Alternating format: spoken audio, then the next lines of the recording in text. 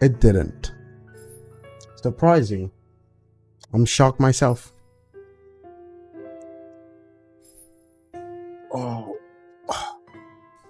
I'll sit comfortably, turn my fan on. You know. When I say sit comfortably, I mean, you know, my leg on my leg. Oh, I got a notification from YouTube because I started live streaming. Anyway,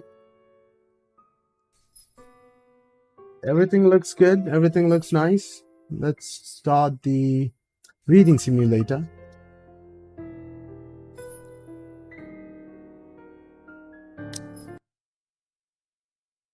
Where was we?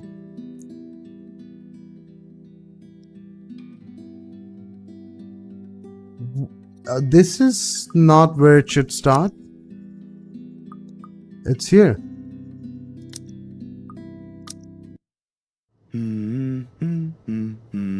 Exactly.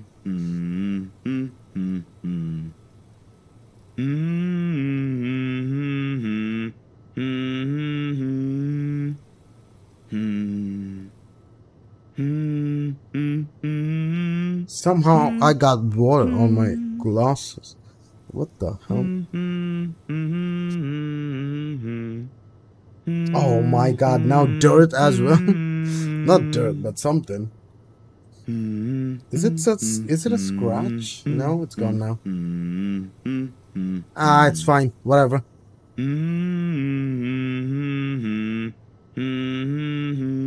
He's so loud. Ghosty was right. It doesn't do anything. Oh, it's a part of SFX, I guess. Oh, that makes sense. That makes sense. Also, can I not hear my voice? No, that's the wrong one, Pano. What the hell? Okay, let me fix it.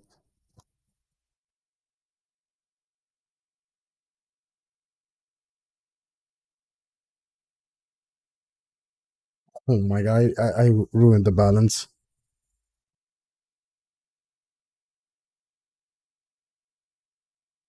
Now there's this continuous sound of hello. Oh, okay, this is it. But if I do that, that sound is getting much worse. I hate this.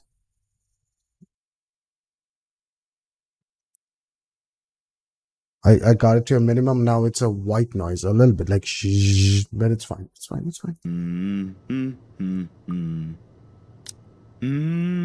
What did I apply? Okay, it's fine. It's fine. Whatever. The next 2 days rush by in a blur.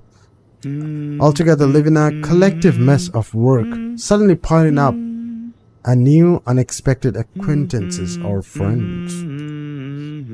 Depending on how you look at it, really. Either way, I'm stuck developing these photos at 3 in the morning to reach a deadline set by an over eager art director. Okay. Don't get me wrong, Julius is good, has a vision, and know what he wants. But damn, he can be too enthusiastic sometimes. Doesn't matter when you couldn't sleep anyway. What happened to your voice, Zach? Wow. Bro, come on. Hey, Ghosty, welcome. Damn. You come in and make the lights go out? What did you do? Lumia is drunk as the light went out. I'm waiting. I'm waiting. Welcome, fresh blood. I look, it's Ghosty. Welcome. Yeah, it should say, look, it's Ghosty Boo, not welcome, fresh blood. I have you too. Oh. I think something's gonna happen, by the way. There's nothing new in it, of course, because it's Zach's story now. There has to be something paranormal with Zach. I might turn off my camera sometimes to, like, you know, and I'll get a beer later. Anyway, there's nothing new in it, of course. After years of working as a freelance photographer,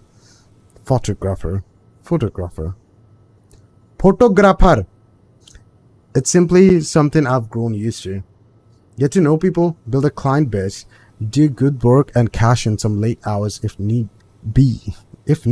Okay. Rinse and repeat. It certainly takes a while to get some footing on the field. No beer. What do you mean no beer? But it's the kind of thing that pays off in the long run as well as you keep at it. Given enough time, you might end up with big names on your client list. Names like Wrights in particular. I never did pay much attention to them, but it's virtually impossible not to hear about them when a local news channel or paper has something to say on their name.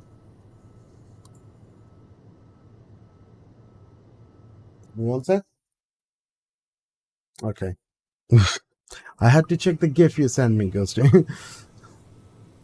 A party here, an acquisition there. Is it what's next? Yeah. Sometimes it's a new business venture. Other times, it's the everyday gossip that typically follows popular people like them. Not in a million years did I ever imagine I would end up working for such a high-profile couple. And between that and the fuss that comes with it leaves me no time to ponder over whatever happened to Isabella or why Ash is so adamant we keep away from the pair. My tummy hurts, but I don't want to eat yet. You should eat. You should eat. I woke up and had a pizza. And took my meds 2 hours later for some dumb reason. Anyway. They do seem like the good folk, though, despite the whole fame thing. Oh, I should turn this on, but it's gonna... It's dim. It's dim. There you go.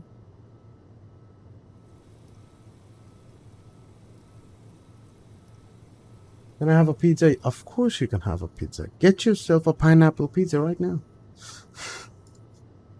There was a rumor running around years ago about him being involved in some business scandal. Really? But just like every gossip blown out of the proportion by the media, nothing came off it. And eventually, it simply died down. No, you are pizza. How dare you call me a pizza? You mean the pizza I got? I still have pizza. Yeah, you can have one. If you don't remember, I ordered small, very budget friendly, 7 pizzas. I have 3 of them right now. You said you are pizza. I'm like, don't call me a pizza, excuse me. Anyway. I read that, but I'm gonna read it again. But like every gossip blown out of the proportion by the media, nothing came off it, and eventually it simply died down. Much is definitely left to be said for the husband, but I doubt a woman like Miss Wright would pick him if he doesn't have any good points at all. Miss Wright, Hannah herself, though...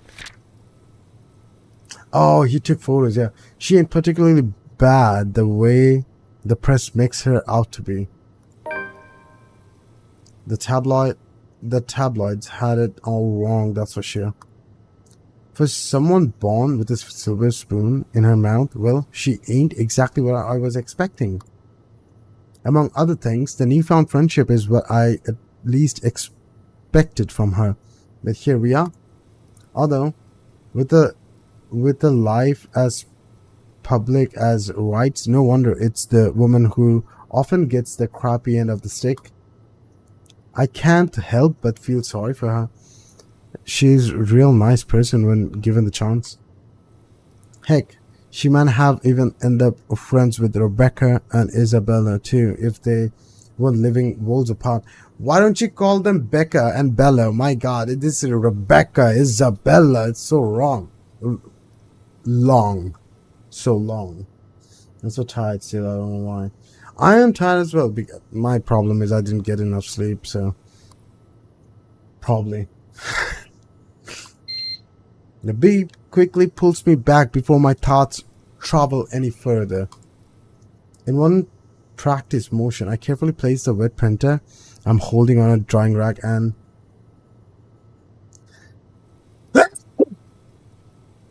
God damn! Demon came out. I'm the demon myself. Anyway. Hello. I know, it's charging. I didn't put it on charge. I just put on charge before I started streaming. I can't believe it's over 50% charge. What the hell? In 30 minutes. I'll put it on. Thanks for telling me though. 84%? What? That's crazy. I keep it charged for much longer. I guess I don't have to.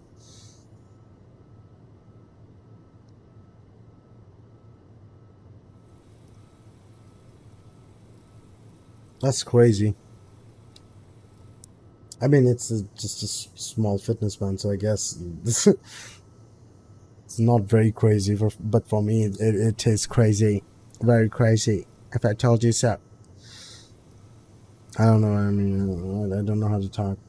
English is not my forte. Thank you.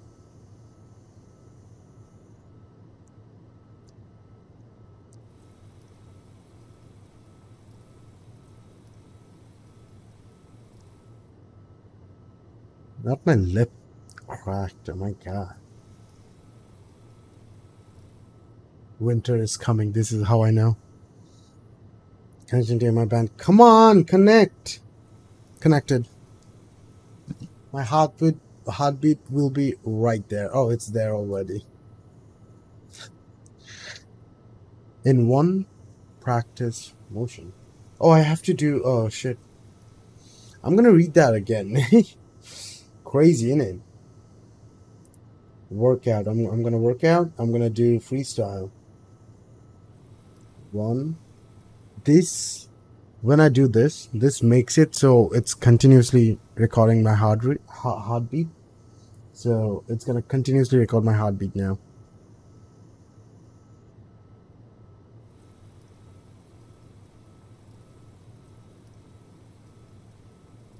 See? It is working, right?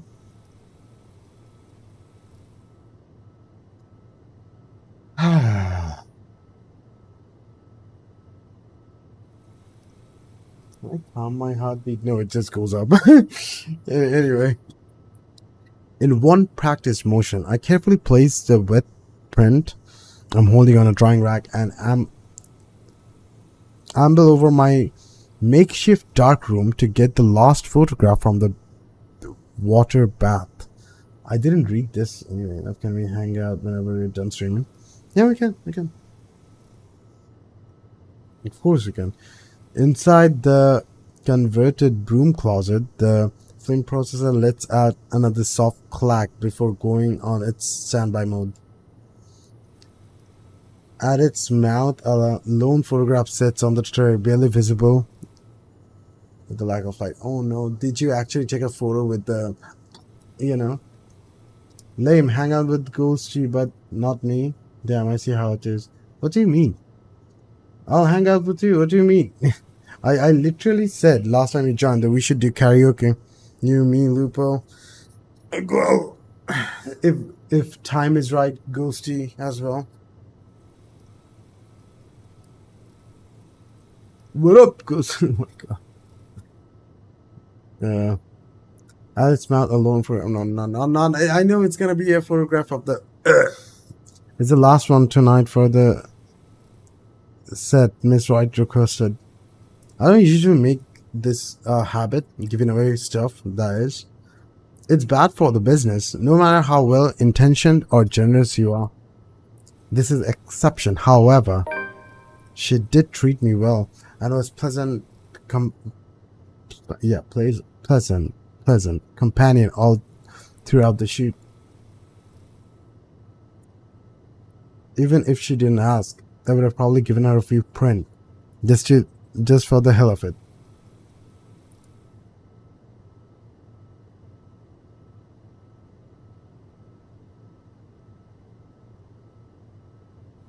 Miss Wright in such a bad subject matter to begin with.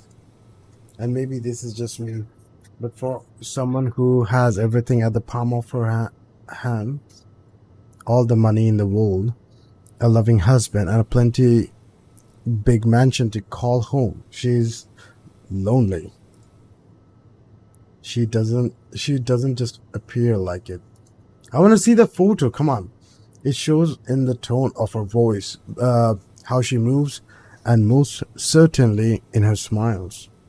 Always hidden behind the glamour for the world to never see. Sometimes for people like her, small things like these helps. A little reminder that the world can be kind too. Where was you? I was on an adventure with Rampart and Shark. Oh yeah, that's right. I remember. We were just drunk today morning for me. Yesterday for Ghosting. Water drips from the paper as I blindly pick it up and gently lay it on another tray, holding a decent amount of photo flow. My phone lit up. What happened?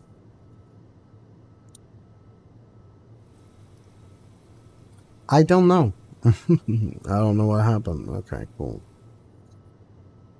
Don't tell me there is motion detector in the other room or something.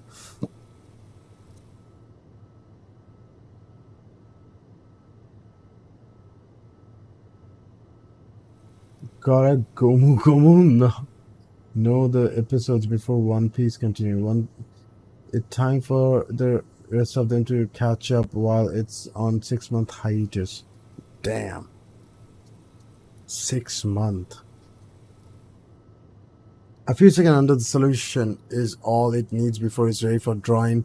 No good rushing this last one, even if my body's already screaming from some decent snooze.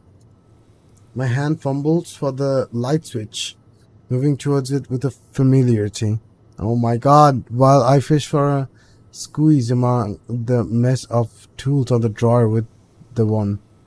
The bulb flickers twice before it glows, settles, and casts a soft light in the tiny space. When I glance back down, squeegee in hand, ready to finish the process and finally call it a night. What on earth? Yep.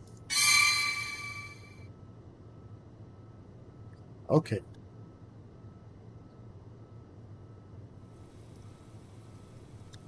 That's a problematic photo, innit? Time for me to lurk porno. Don't be a bitch. Gotta get some rest. Okay. You have a good rest, Kenny? Hell yeah. You should be like, hey, watch my stream while you go sleep.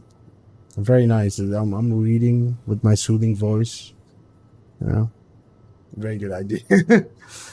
But goddamn, look at this. Ooh. Blurred and distorted beyond recognition, rather. The area completely smudged over, leaving no trace of the same sweet smile the good woman carried in all the previous prints. She got possessed, though. Damn, that was too careless. A common mistake to make, of course, if one is negligent enough to pick a newly processed photo in the dark, like I apparently did. It has happened before, lots of times actually, but I still can't help but feel a small pang of frustration over one mistake a newbie would likely make. Did my heart rate go up when this happened? I don't know. Or a sigh, I reach up for the switch again, intending to develop a new one from scratch. It could pass off for one of those supernatural pictures they show on TV, though. It is. It is one of those. What do you mean? This is because the ghost thing was holding her neck. A memory clicks. One cursory. Though in the what a memory clicks. One cursory though in the sea of many. And a short yet distinct second from the day before. A glimpse is all I got, but it's all enough to burn the image in my mind. There was a shadow.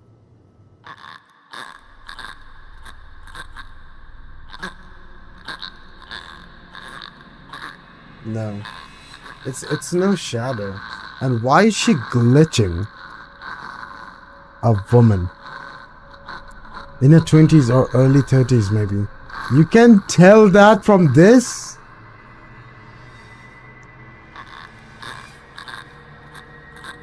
But with how far gone her flesh alone has become. Sometimes I don't even understand these sentences. It's not possible to tell at first glance. The skin itself has already taken us. Ghosty, you say stinky so much I read that stinky. Sickly pale color. Rotten in most parts, blood dripping from every open gash and a lesion on her body. Lesion on her body. Oh my god, don't kill her, stop! Bony hands grips Miss Wright's neck like a noose, straining the skin underneath with a vibrant shade of scarlet. Nothing but malice fills the gleam in her eyes. Zachary? Not for me, but for Miss Wright. Zach, is something the matter? There is, ma'am. Oh, no, there's nothing wrong. I just remembered something, that's all. Let's get back to the pictures. Can you move a bit more to the left, yeah? Is that what saved her or something? The memory alone is enough to make me ret. I brushed it off then. A trick of eye, I told myself, or a product of that heat. The weather has been unexpectedly warm recently, so it shouldn't be too surprising for such things to happen. Yes, when the weather is warm here, guys, the ghosts are everywhere. They lick my window clean as well. And well, blaming this on the usual fatigue, an overworked brain, the weather, or an amateur error on my part is far more convenient. It makes a whole lot of sense than what this small voice inside my head whispers. The same tiny voice that only makes itself known when something's afoul. Same one that lent a curious ear to Isabella's worries about the mansion. And with each second I spent staring at this photograph, the murmurs in my head only grew louder against my ears.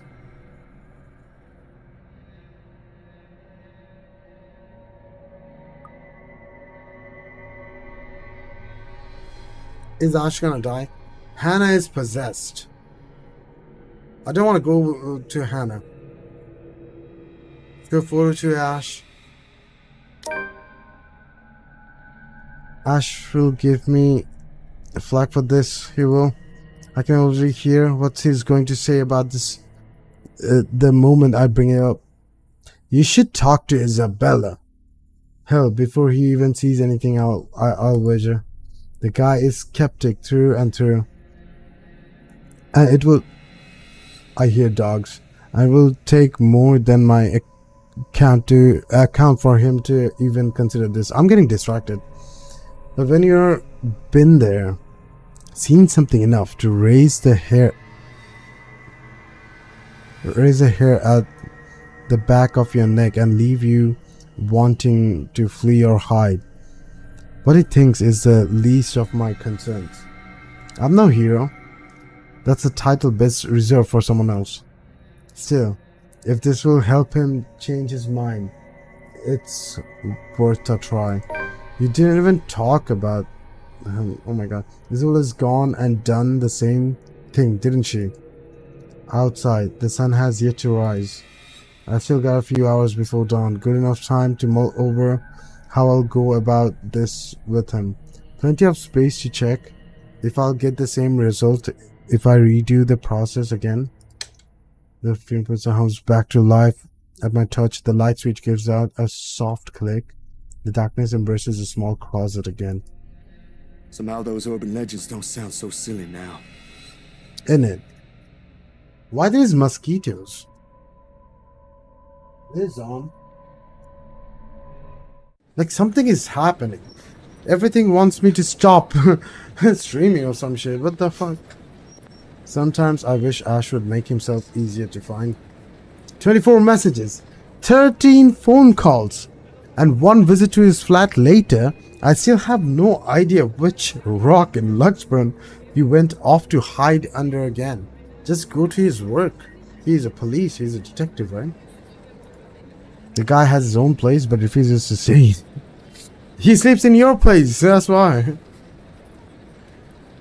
Has his own phone, but it doesn't answer any of his calls or give any indication he's gotten my messages. Most of the time, he'll just show up on my front door. Sometimes in the middle of the night, complaining how uncomfortable it is to sleep at the back of his car. As if the old couch in my flat is any better. Nothing new from him though, but a bit frustrating really. There is the police precinct, of course. Yeah, you should go there. Then again, he's not there most of the time either. And if that's also true for today, he's likely out on another stakeout. Oh my god, not the stakeout. There's nothing much to do for me but to wait if that's the case. Let's just hope I'm lucky enough today. Oh my god. If he's not here, I'm gonna regret not going to Hannah with the photo. While Luxmon is a relatively peaceful city, boasting a low crime rate, its precinct stays abuzz with activity. As soon as I open the glass door, murmurs coming from the people waiting in the lobby welcome me. Officers can occasionally be seen shuffling in and out of their rooms, greeting civilians with a casual smile and a polite nod. Some, though, look a little worse for wear. Like their receptionist, who looks at me with much disdain the moment I arrive. What is disdain? Thankfully, I won't have to deal with him today. Before I even step in, Ashton's voice, though low, comes from a hallway adjacent to the lobby. Not even for just 1 minute? No. The case was dismissed, remember?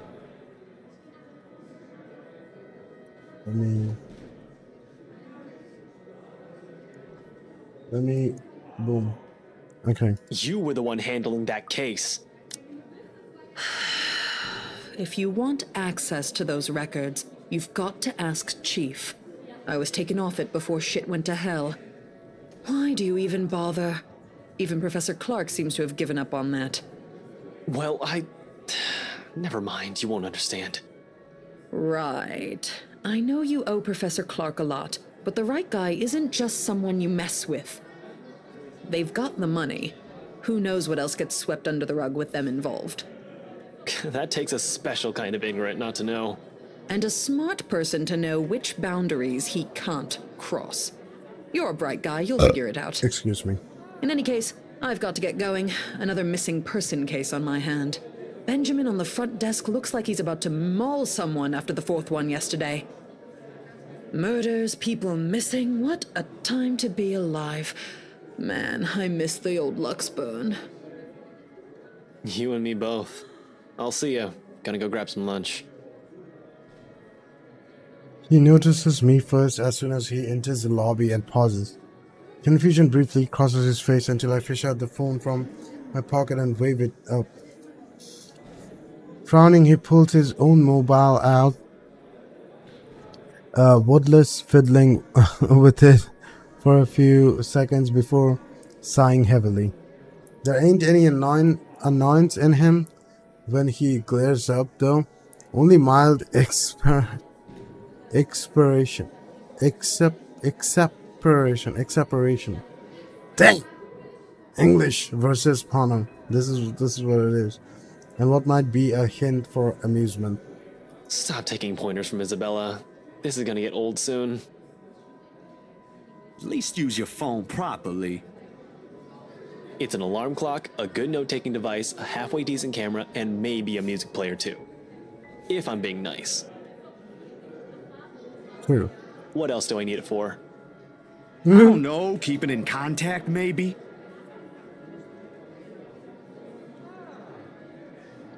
When he merely shrugs, I know I have struck a chord. He's far from holding a piece of technology in contempt, of course. Ash has always been nothing but practical from the start, and technology is useful. Only when he gets you focused on one thing, like a case he's handling, he tends to forget there is other things around him. A little reminder that and a nudge in the right direction can get him a long way. I've got an email on that social media site the girls roped us into joining. That doesn't make any sense. Also, you've got an account before any of us had one. For policing purposes? Anyway, why are you here? I thought you have something scheduled today. Or was that yesterday? That was yesterday. Look, about that, there's something I want you to see. He stops me with a tap on my shoulder, walks past me straight to the door, gestures with his head towards their very irked receptionist. When I raise an eyebrow in question. Over lunch. I haven't eaten anything since last night, and Benjamin there doesn't really like loiterers around here.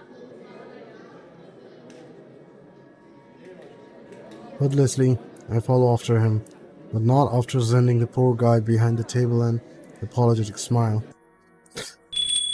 Oh, it's that place! Hell yeah! I like this place. As expected, he takes a seat in the farthest corner of the cafe, a good way from the window, but easily allowed a view of who comes and go. Secluded enough to not be disturbed by the lunch hour rush or be overheard by a curious bystander. If I didn't know this is lunch he invited me to, I would automatically assume I got dragged into another stakeout. After years of knowing him though, this has simply become one of the many habits he has I gotten used to. Food arrives minutes later.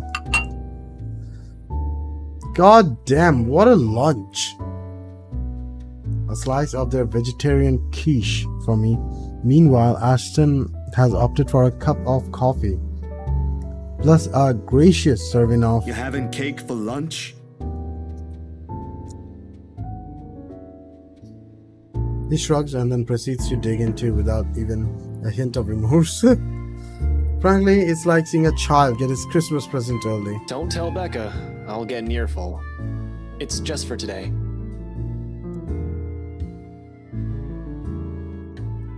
You should listen to her though.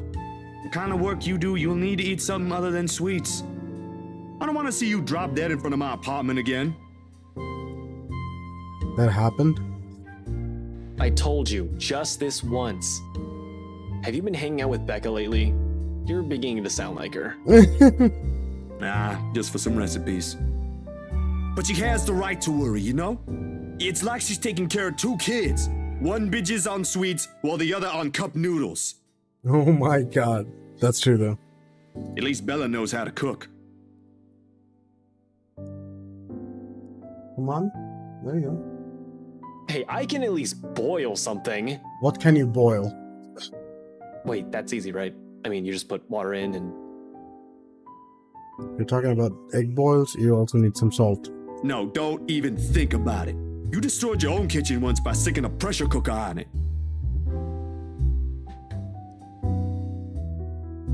My man versus pressure cooker. I think my sister is a whole lot better than you. And this is coming from someone who has no other choice but to eat her cooking for some time. To be fair, he generally appears offended at the last remark. It will be too strong of a word to describe how Sis and him usually interact whenever they are in the same room. Though whatever appropriate word it is, I can say with most certainty that the feeling's mutual for both. Excuse me. Ash thinks she nags too much, while Sis thinks he's a trouble magnet I should stay away from. They're both technically right on their assessment. How's your sister, by the way? Still bullying white guys? What?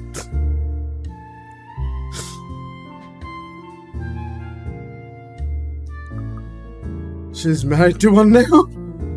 What should I say? You do know she's married to one now. I hope she doesn't end up poisoning him with her cooking. Pot calling the kettle black? What does that mean? It's a saying? She can't be better than me. Actually, she is now. They're planning to start a restaurant sometime in the future. She's that good? I was bedridden for days after eating some of the stuff she whipped up. And now you're letting her cook for other people? Don't exaggerate. It was just for one day, and you're the one who refused to leave your apartment. You should come by, though. Sis gave birth a few days ago. Girl. Oh, congrats. I've only seen the pictures, but I might visit sometime after everything's settled down. Too many backlogs to go through for now. No way in hell. She'll just find something to criticize again. Last time, it was Shirley. He makes a show of being utterly mortified, though I'm quite sure he doesn't mean any of that. He might not say it straight out, but I'm pretty sure he's enjoying the small visits whenever he can. Sometimes about it reminds him of his own family, sort of like making up for the one he never got back after his parents separated. Sore spot, that's one topic. One thing he can never ever bring up in any conversation, if he can help it. And I'll never seen the need to be nosy. There are some wounds you're just not meant to open. And for both of us, the sentiment goes the same way. As if you ain't already on a shit list. You're just afraid of her. In your dreams. But I'll think about it. Can't just drop this thing at the moment. Zachary. Are we gonna talk about the image? What happened, please? His change in tone is subtle, but his aggravation over the matter hangs completely palpable in the air. Still no closer? The opposite, actually. There's been some slip-ups here and there. Careless mistakes, and let's just say I'm waiting for him to make another one. What about you? How are things on your end?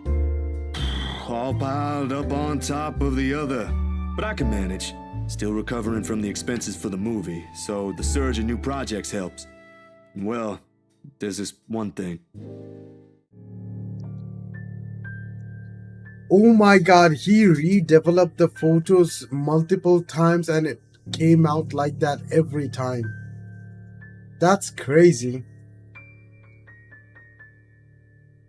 That's crazy.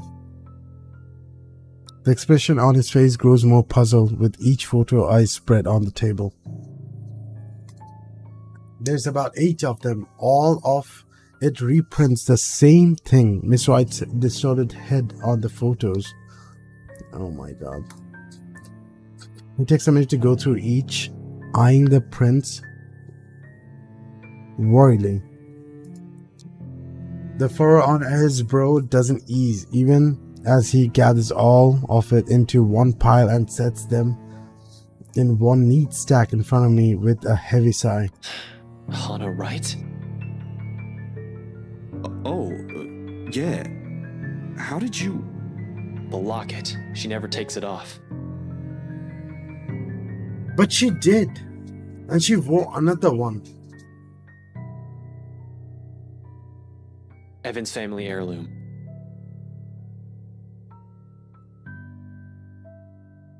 I won't even think about asking why or how he knows that. If he's investigating them, he'll likely have already dug up every unimaginable dirt on them, including family history. Are you done with your work with them? Yesterday, yeah. It's just a small feature for a magazine. Interviews, photos, standard stuff, nothing big. But see, here's the thing. I don't know how else to put this out there without sounding crazy, but there really is something odd with that place. Remember the letter? He drags in a breath, reaches up his nose, and pinches it. I can't do it because I have glasses. Like the action alone will help grant him all the patience in the world to continue with this conversation. Please tell me this isn't about that again. No, Ash, you've got to listen this time. I am listening, and I can't believe that just came out of your mouth. These are some blurred out photos, and that letter is just a stupid prank. I expected this from Isabella, not you. You're the photographer here. I don't see any need to get worked up over this. I know what you mean, but will you hear me out first? Ash leans back on his seat and doesn't say anything further. He gets me to continue with a wave of his hand, impatient. It's clearly on his face. Impatience clearly on his face, yeah. Any other person telling him this and he'll walk out without batting an eye.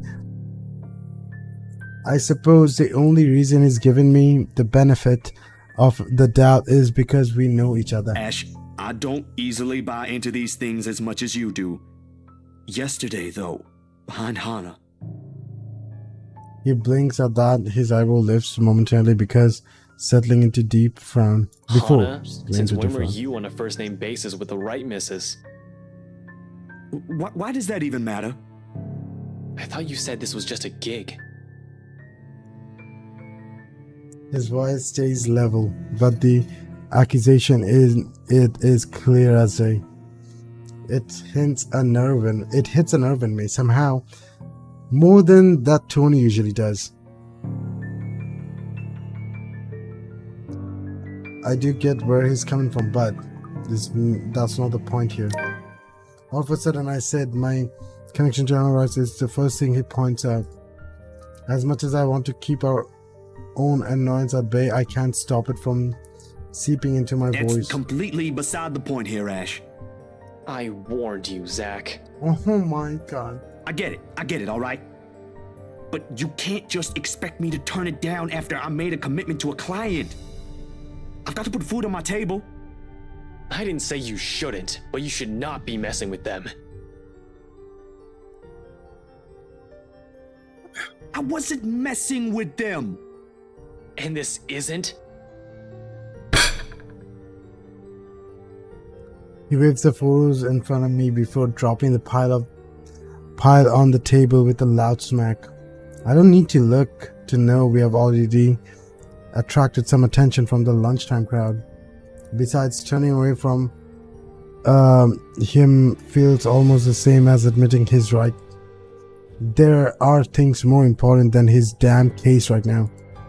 I wish he'd see that. It was a job, and that ain't how these photos were intended to come out. You think I'd go out of my way just to edit something like this? There's something weird going on here. And you think Luke Wright will see it that way? You think the right missus will find it amusing? I did not do this for my amusement, Ash. People's lives might be at stake here. If you understood that in the first place, we wouldn't be having this stupid talk. Oh my god, Ash is so irritating, bro. Ugh. Luke fucking Wright is a dangerous man, Zach. He's a kid he's an alcoholic kid. Keep hanging around them and you'll find yourself burnt to a crisp in your apartment or floating down a river 3 days later. This case is... Will you stop talking about the damn case for once and just listen to me? Why do you think Isabella's... Don't you dare bring her into this. We're talking about you and this stupid... No. Oh, of course you don't want to talk about it. Because you're fucking afraid there's some damn truth to what she's saying now that there's two of us. Every expression drains from his face as soon as the words are out of my mouth. They have hit their mark. Oh, please understand. Each utterance satches, sharp with nothing but anger and the truth. Yet they are also things I won't typically say out loud in good company, and rather ease people into it before letting it fall. Almost immediately, a wave of regret washes over me. Ash, dude, that ain't what I meant to. You said enough, Zach. You need to understand though. Oh my god. Without the word, he stands up, his chair scraping loudly against the floor, all while my brain races to find something to fix this. Ours ain't a fragile friendship by any means. Excuse me. I like to think we have gone past the stage when we find everything that others say insulting. But there is a time when letters and phrases alone can cut deeper than any blade. Mine might have even leave a scar. He doesn't let me, however. Instead, he sets a card in front of me. Andrew Clark.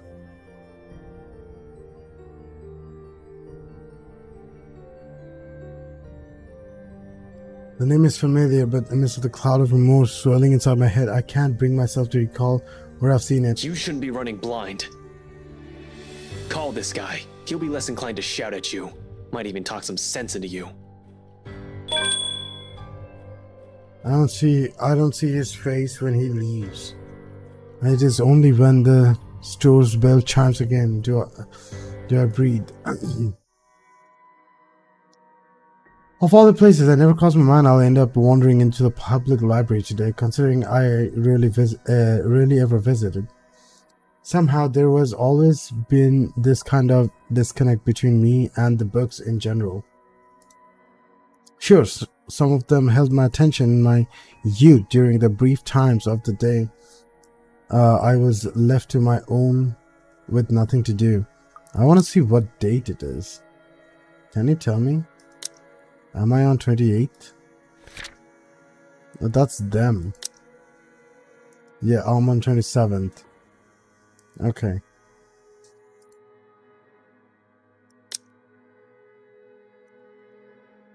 Other, I see. There's no next one here. Okay, cool.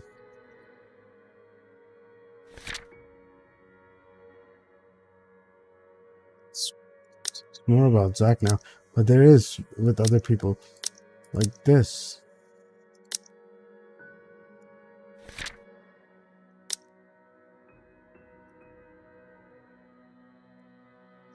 Come on. I see. Anyway. Again, I'm going to read it. Sure, some of them held my attention in my youth during the brief times of the day I was left to my own with nothing to do. I went through the whole Grant's collection, as a matter of fact. Read all of them twice or thrice even. But they never did hold it for long. Most of it never even sticked. Especially after I learned it's simply easier to do things myself if I want to learn stuff. This ain't in the plan in the first place. But after that argument, I really don't have any other choice. Nothing but quiet greets me inside though. Nothing the typical one would have associated with the library, but one akin to hush prior to an impending trouble. Or perhaps it's just or perhaps I'm just overthinking again.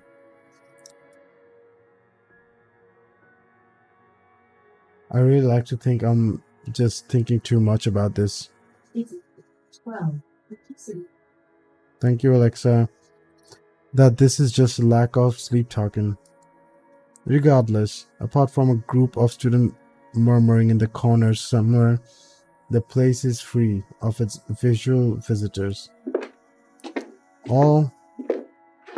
That's all while my footsteps echo in a manner unsettling enough to raise the hair at my back of my neck. Much of my relief, it does not take me long to find him.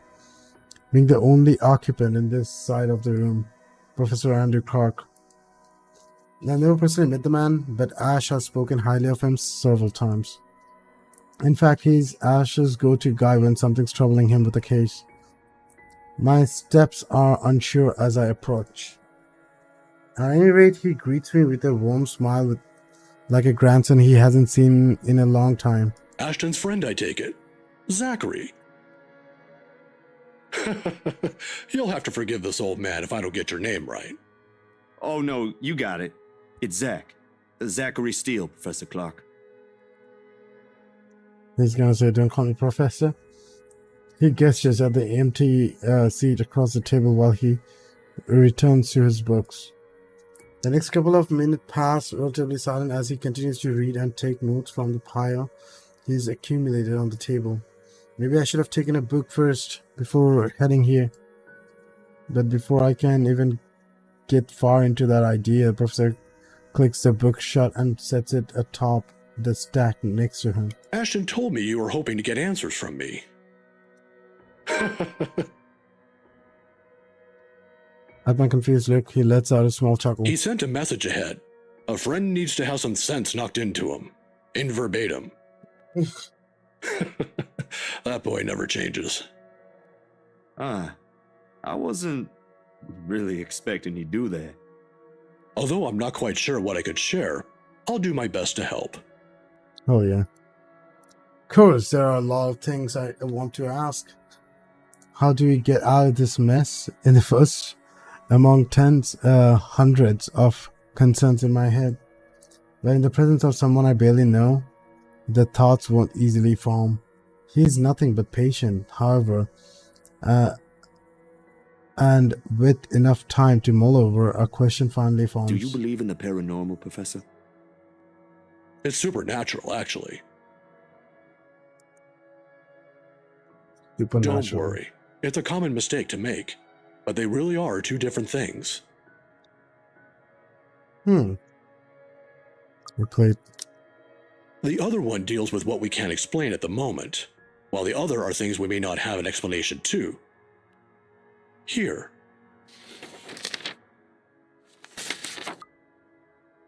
He places a couple of papers in front of me, the very same ones he was writing on earlier. A study of Luxembourg supernatural culture in a nutshell. A friend of mine wrote that a few years ago. He took interest in the city after reading about the stories. And he died. I have to agree with him here. Even stories dealing with things you don't see with the naked eye can be rife with culture, and this city thrives on it. Just ask the locals. Like ghosts, for example. Among other things. The interpretation has changed over the years, though. Various religions, for example, have their own version. It might not always be a spirit now. It could be a memory, or an imprint, an echo, so to speak. Some are born from curses, even, out of great anger, hatred, or pain. There was this one story. Here it is. Another book is pulled out from the stack and placed open atop the papers, while he speaks with such passion that it makes me wonder if some parts of him believes these to be true. It is interesting, though, even if I'm personally not a fan of such stories. As soon, hour passes without my notice. In the end, it asks for something to be sacrificed in order to destroy whatever anchors the wraith. A sad tale, that one. But the simplest grudge can bring the ugliest, even in the kindest person, with some people none the wiser.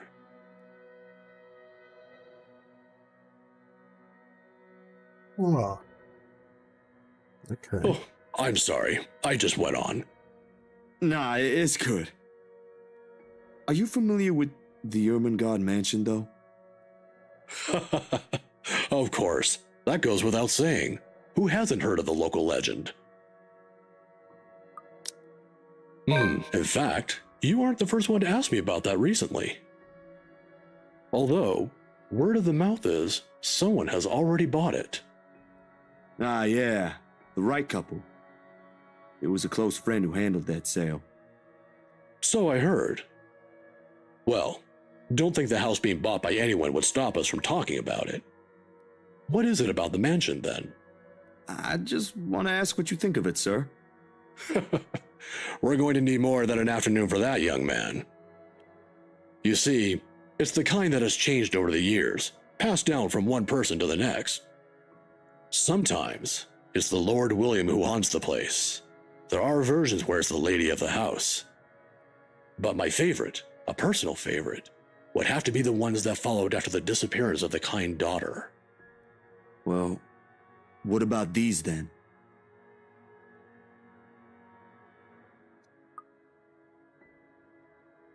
There's a moment of hesitation on my part before I pulled out Miss Wright's photo and lay them all in front of him. Unlike Ash, though, the professor inspects each print with great interest. It gives me some hope at least. When were these taken? It's some advice, Professor. Just the other day. Do you think those are the same? Perhaps. Perhaps not. There were certainly instances when the film would pick up what the human eyes weren't able to see. But then, it could also have been human error. I didn't edit it in any way. You have my word on that, Professor. They all just came out like that. Then, if it is what you're thinking, I'd strongly advise against doing something reckless and further tangling with them. Accounts about them may be riveting to you, but most of it often ends in an unpleasant manner. What about those people in the house? If there is something in there, shouldn't they know?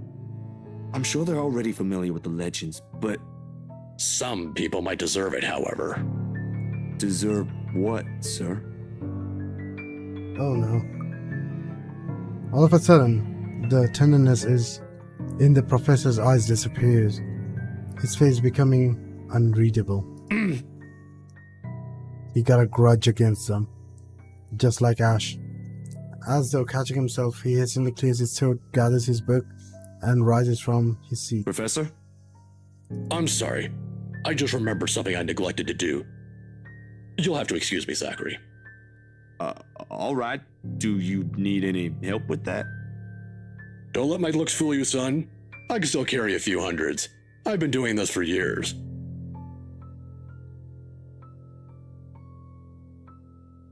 I'll see you some other time if you have any other questions. Why are you so uncomfortable, Professor? Of course. It was nice knowing you, Professor. He doesn't hear it, however. In a few short strides, he's out of the library, leaving me every piece of this whole mess amidst the oppressive stillness. Despite the answer gleaned, more questions surfaced. If there's even a single way out of this, I hope we find it soon.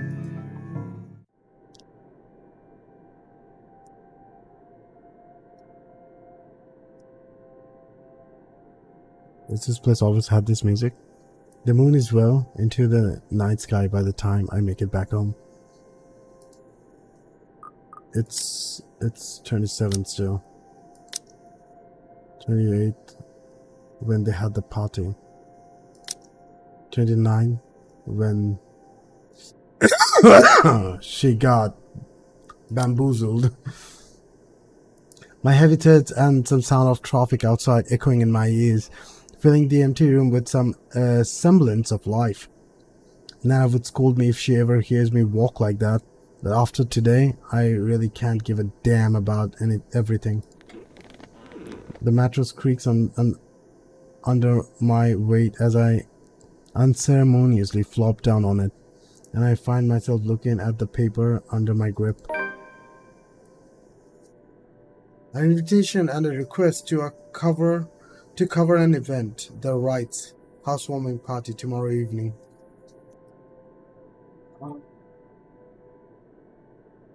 Oh, god damn.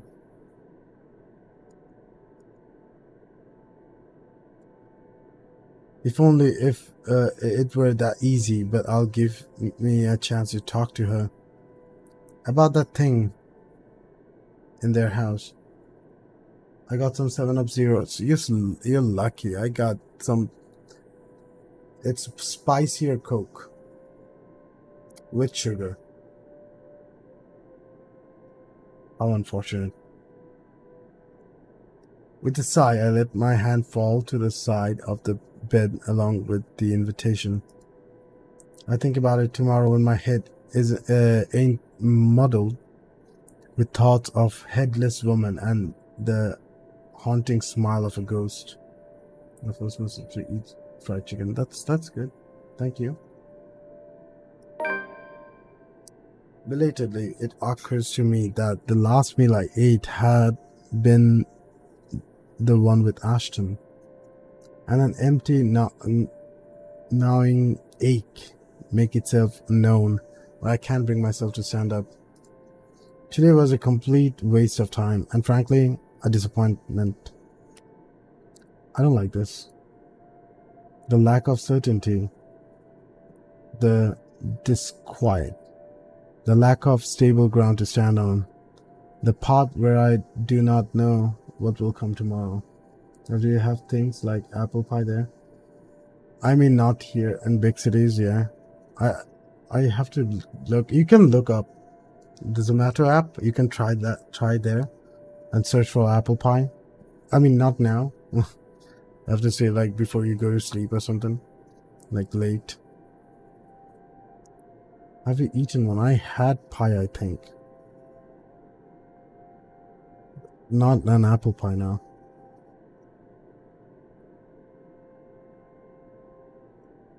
Ever since that damn letter, everything has been thrown out of the loop. I wish everything stayed the same. Routine would have been easier to make sense of than this. Closing my eyes, I let the noise from the stress below lull me to sleep. At every least, there is one thing that hasn't changed.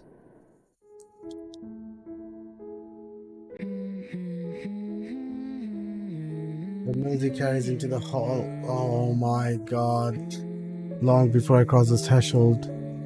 Solemn but gentle and soothing. A reminder of what home is. Pa's firm but meaningful gaze. Ma's wishful smile. The warm rays filtering through the eaves at sunset. The distinct smell of wet earth and leaves after a long day's rain. And our room. The room. Ma's and Pa's pride and joy.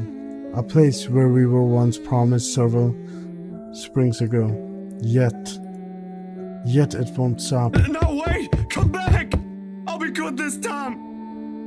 Please don't leave! Please stay! The floorboards are cold under my feet more than it usually is. The walls more forbidding than what I'm used to. Farther and farther. Further and further. Oh my god, I read this farther and farther yesterday. The room goes. Ma's singing ceases and Pa. I can't hear Pa.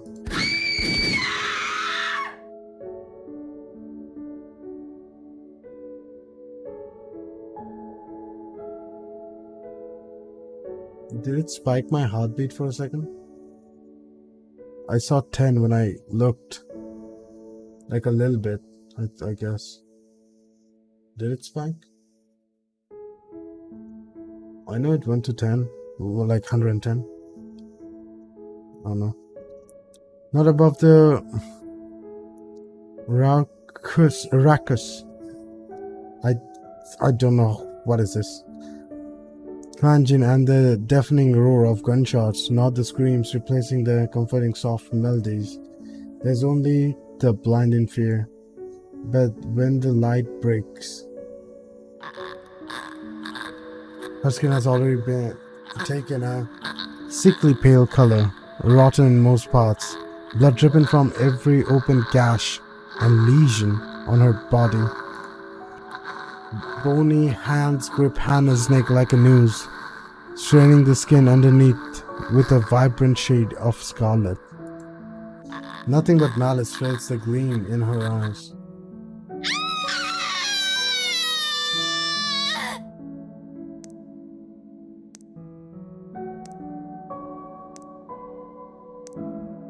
"113." A scream ripples through the air. My whole body feels distant. Oh no. Oh no.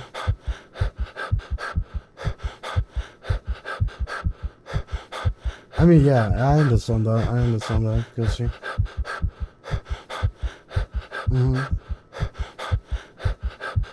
Every limb heavy. The whole body feels distant, yeah. Every limb heavy with lead, all unable to move at will. Niter, you're having niter, my guy? Not even so I can wipe the beads of sweat forming on my temple. The rasping of my breath easily fills the room in wee hours while I force it back into a steady rhythm.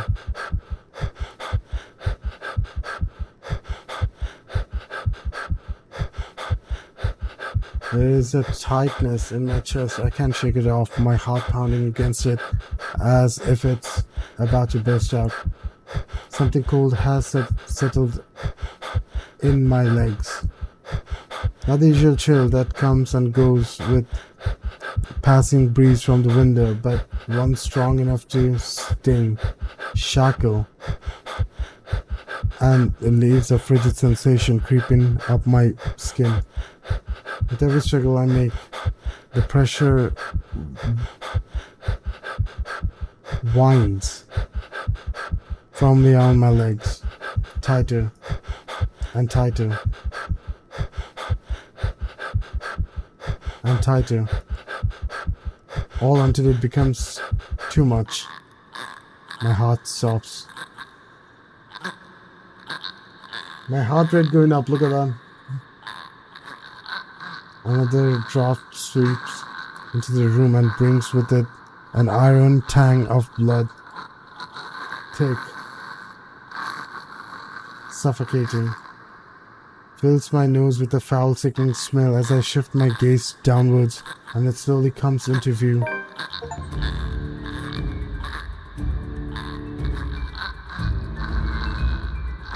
She's trying to suck my dick!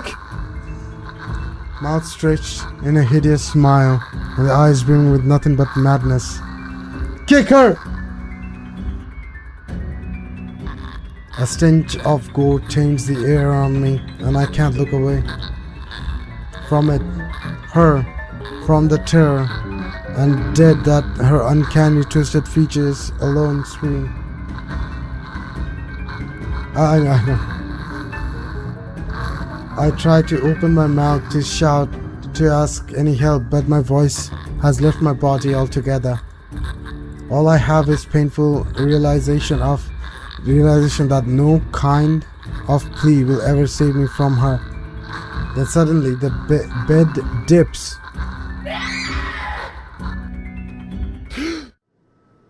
I don't want him to die.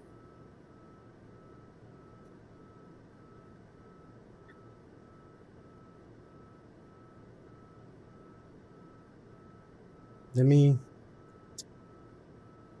just calm down under 10. Zach is a good guy. He is a good guy. Let me see.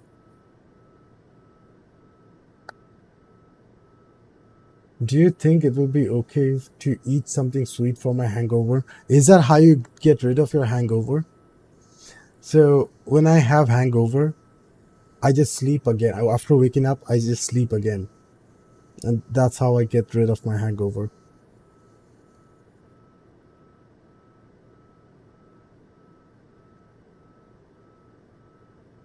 Okay, I didn't read a lot of things, it seems. If you think about it, I hate waking up like this, like heavy breathing, not taking a break. I see. I never feel like I'm like can't move or anything. I wake up, I move. Heavy breathing sometimes if I had like a bad dream. And my problem is sweating. Sometimes I wake up with a lot of sweat. Like, what happened? Why am I sweating? I'm also thinking, is Zach gonna forget about this? I hope not. It is. She's holding him down. What do you mean? Zach is a good guy. I like Zach. I can't remember saying. That was me this morning. And he decided to message me. Like, beep bop, mana. The brutal plunge back into myself jerks me awake. There is no ear-splitting scream, no wild thrashing of limbs. Has to be something. It can't be just that. Just a painful, constricting awareness that something has found itself tightly around my neck. I waste no second pulling it a blanket away, but allow myself a few minutes to steady my breathing before getting off the bed. Inhale, hold, exhale. 1 step, 2 step, 3. But the dreams have gotten worse. Ever since 2 days ago, no longer there are the small, cursory flashes that I'm used to, but vivid ones that linger. I can still feel the blood in my hand, the putrid smell of rotting flesh, the sickening crunch of bones breaking with every movement, and her cold, chilling eyes as they broke into me. I draw in one long, ragged breath, and before I know it, I'm walking out the door. Even in the walking world, it reeks. A bench on a park is a far from the most private place for thoughts in Luxbourne, considering its location at the heart of a bustling city. But in the early hours of the morning, it provides enough peace and quiet for any poor problematic soul who happens to wander here. The city is just waking up, a little larger than usual, but knowing what day it is, one can fall for being a little tardy just this once. Yet neither the pleasant morning chill nor the soft twittering of birds does anything to banish the images. Every single one has rooted itself in my head. It claws, digging deep in what is no longer a safe place to hide in. I got a snowball tonight. Or sweet. Nom nom. Send me a photo. Thank you. London Bridge is falling down, Falling down, falling down. London Bridge is falling down, my fair lady. Take a key and lock him up, lock him up, lock him up. Take a key and lock him up, my fair lady. London Bridge is Oh, it's gonna keep going. Oh no. falling down, falling down. London Minus Bridge with is Ashley. falling down, my fair lady. Take a key and lock him up, lock him up, lock him up. Take a key and lock him up, my fair lady. It used to be easy finding some. London Bridge is falling down, falling down, falling down. London Bridge is falling down, my fair lady. Take a key and lock It him used to be easy finding some up, lock him up. pretense of peaceful under the guise of sheer optimism, following regular routine. Now I don't know what to make of it. Sometimes it's easier to run, easier to hide when everything's falling apart. The way you don't have to be the first to witness when it does. It worked when things went bad with the movies after all. It also worked when manpower were taken from us. Maybe it really is better if I just... Hey, mister.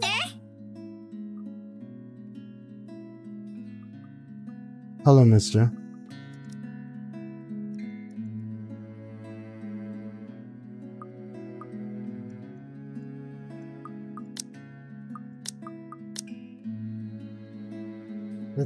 The tiny voice gives me a pause.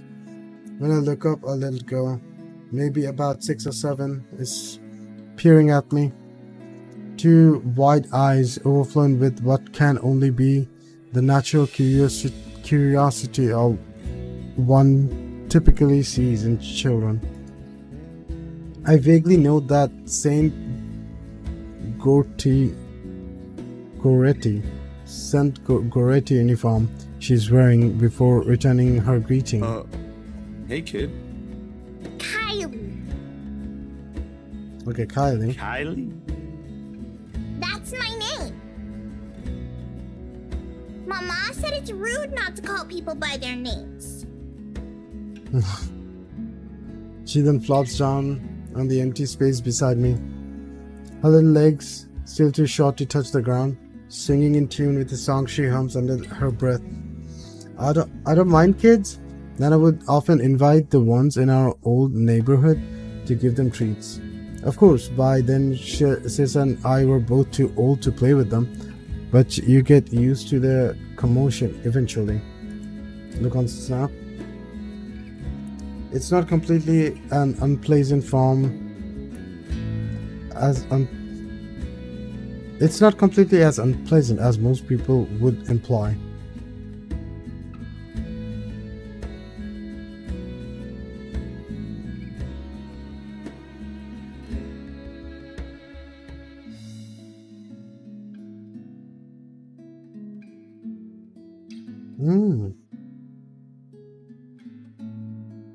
Looks cute.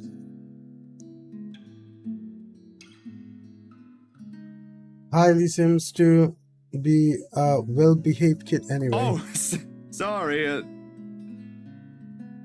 Nice to meet you, Kylie. Oh yeah. Is Mama here? No, but my big brother's with me. He's taking pictures with his camera over there. She points to the far end of the park, the one closest to the street where a kid is taking shots of something above him. It doesn't look to be birds because all there is on the side of the park are buildings. I don't see what's so interesting with the tip of a building, though. I'd take pictures of dogs if I were him. They're cuter. Do you have a camera too, mister? Yeah, I'm actually a photographer. Mama said I'm too young to get a camera. I'm sure your mama will eventually give you one. But won't you be late for school like this? Big brother will get us there on time. Rowan promised Papa. We aren't going to be late. It's sports day. So it's not good if you keep looking like that today. If it ends up raining and we lose, it's your fault. All right, I'll try not to upset the clouds today, kid. Is it because you're sick, mister? Before I know, a smile has spread over my face. They say kids ask toughest questions sometimes. They sure do, with how sincere Kylie looks. I was gonna make a joke. What is it? Lying feels like doing her a huge disservice. No, not sick. Just having a very, very bad day. Ouch. Why is that? Is that like when my big brother ate all of my pudding? He did that once and then cried. It wasn't very nice of him. What type of version of you see me? I don't know. Ouch. Stop bothering. Yep. I was gonna ask, like, did you voice act it? Voice acted on this? This is you? Yeah, I think so.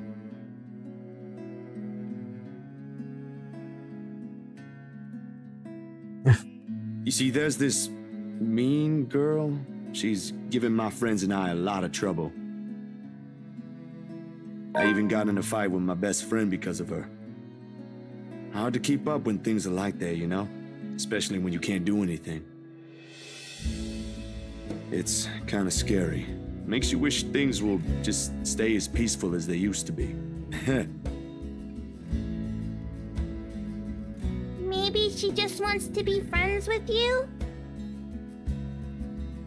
I highly doubt that. She already hurt one of my friends.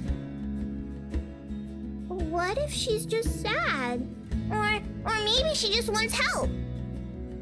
That's what happened with Melody. I let her borrow my crayon when she left hers. Now we're playmates. It's not really the same thing, Kylie. What she did, they're pretty bad things. I still think there's another reason. Did you try talking to her? That's what Mama said I should do. I don't think that'll work either. You haven't even tried yet. You sound like Rowan. You're just scared, mister. That's what I should call it. Maybe it's the honesty in her tone, or simply the truth in the world itself. I don't know why, but I can't help it.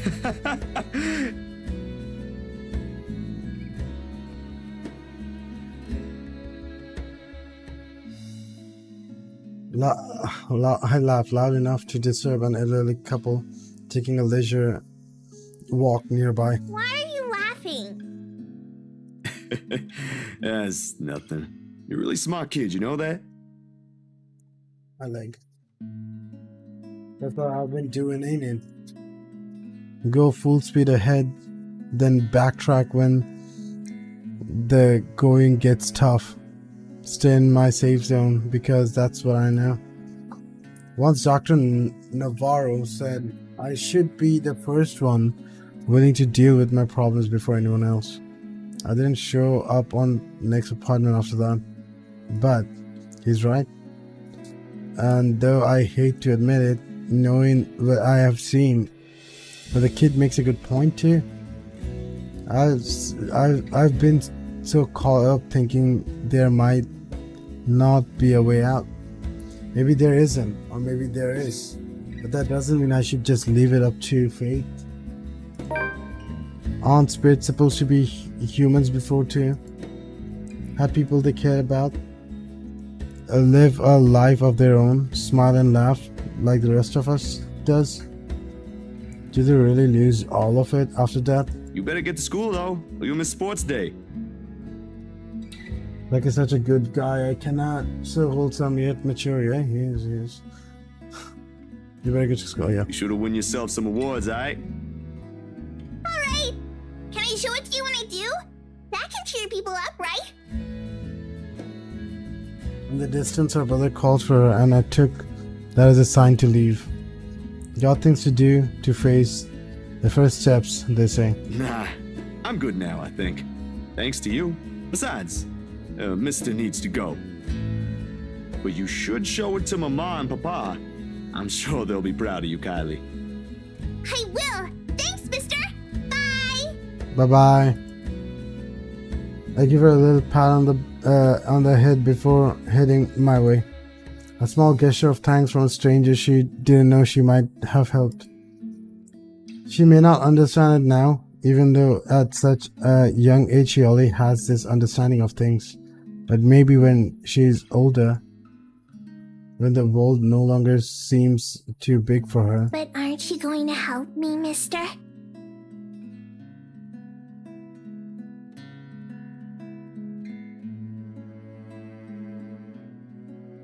With what?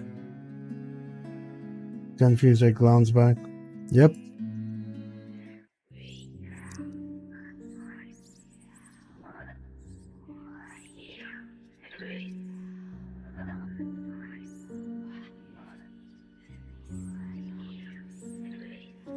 Such a nice girl, isn't it? Whatever cheer our little talk bot has vanished under the shadows suddenly dancing in my eyes. The frigid air is almost definitely not how the morning chill should feel like. Bitter. Stinging. Unwelcoming. And the kid. What do you think, mister? Are you going to help me?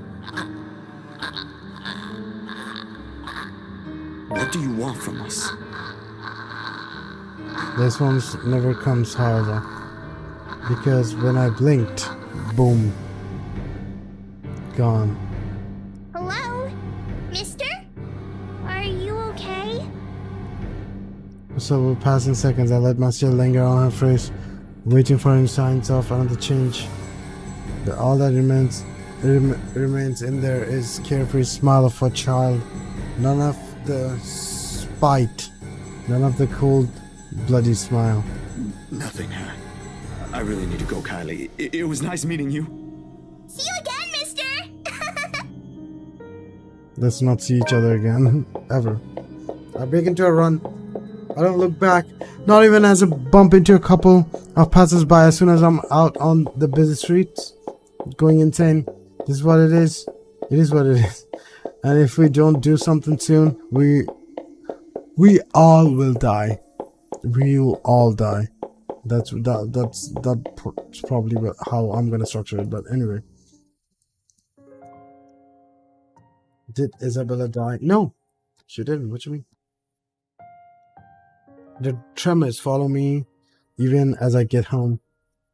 I had hoped a little stroll around the block for a few hours would help.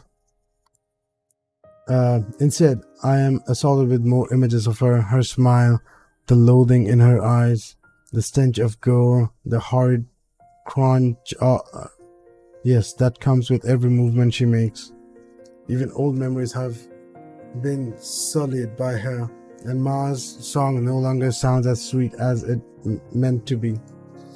In the end, all I got is a sinking feeling I will never be rid of her images, and another ridiculous idea that may or may not even work. The sun is already hanging low on the horizon when I make it back, and for the first time, coming home feels more like a chore. Only I didn't arrive to an empty room, because as soon as I open the door, I'm greeted by none other than Sup, Z-Man? Oh, I'm so glad I heard his voice. My God, after all that fighting. I told you we should have called him before going here. It's fine.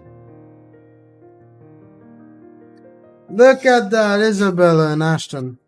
It is Ashton, I see first, sitting comfortably on my couch, munching on a bag of chips with both feet propped atop the coffee table. Whatever proverbial stone has made a home at the pit of my stomach automatically flies right out the window at the sight of him. But before an exasperation can set in, my attention is taken by another occupant in the room. There's fucking mosquitoes. Isabella perches on the only other chair in the room, attempting to make herself smaller. It seems, from how closely she's hugging her arms against her. Nevertheless, she gives me a small smile when she notices my stare. Yet somehow, there ain't any warmth in it like it's supposed to have. Hey, Zach. Sorry we just barged in here. Ash was... Relax. Z-Man gave me a copy of the key himself. Only after you broke the 13th one? I can't keep replacing them every time you think it'd be a good idea to break into my apartment. And stop calling me Z-Man!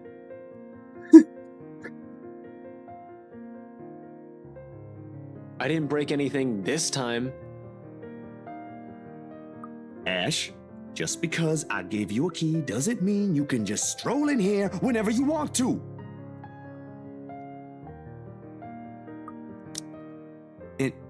Hey, is that my... Ash smirks at me because, of course, he has the gall to smirk knowing what he did. He pops in what's very likely the last piece of chips in his mouth and folds the wrapper neatly on the table before throwing it on the nearby trash. From my chair, Isabella shoots me an apologetic smile as soon as the foil hits the waste bin with a dull thunk. Common sense dictates that I should be angry, but after everything, despite things we have yet to straighten out before it blows up in our face. Having something normal play out in front of me, no matter how childish their antics can get, I can bring myself to muster even a tidbit of it. Behind me, the television started blaring the music of the end credit of a movie. They have likely been waiting for a while if Ash has gotten impatient enough to rummaging through my cupboards to watch something. Of course he eats all of it. You know, I was saving that for the weekend. Did you at least share some with Bella? Don't worry about it. I'm good, Zach. Really? It's free food, you know? What was that you usually say? You don't say no to free food? What happened? No, I'm just not hungry. Ash only shrugs at the question in my eyes. I can't be the only one who finds this vibe she's given off to be odd. The other guy has no doubt already caught wind of it. Aye. But if you want something, just say so. I've got a fully restocked pantry right here at your disposal. Still not a 5-star level thing, but for an empty stomach, it'd do. Just say the word. Thanks, Zach. Maybe next time. Food is not really what we came here for. Did he talk about the things so we can actually talk about what's going on as a fucking group? That would be really nice if it worked. Ash, he's the one who... She casts a brief glance at Ash, and in an instant he sits up. Every trace of amusement is gone from his face as he clasps his hand in front of him and leans forward. He's apologized? A minuscule gesture meant to ease, yet the grim expression on him tells a different story altogether. All right, you two, what's this about? I don't like those looks. If this has something to do with the other day, I really am sorry about that. It was rude, and I didn't mean for it to come out that way. A short but tense pause follows. They're both stalling. Stop stalling, you dumb idiot! Under normal circumstances, I'd wait. With these two, the more you force it, the more they'll clamp down on it. But as a handful of seconds continues to slip by, the unsettling feeling in me also grows with it. Soon it turns into impatience. Before I can demand a response, though, one of them finally speaks up. It's Ashton who first breaks it. No, don't apologize. I should have listened. How is everything with you lately, Zach? Hold on, Ash. Both of you. Did I just hear you say that? Is this why Isabella's here? Has something happened? Calm down, we're just here to check on things. So, did you meet Andrew about the photos? What photographs? Said photographs has been staying untouched since the day I dumped them in my drawer. Isabella goes very still when I hand her the small stack. To her credit, she does not flinch like I'm expecting her to and flips through each of it in silence. Damn, she got stronger. But while her eyes remain strangely calm, her hands are gone rigid and her mouth has set in a thin line.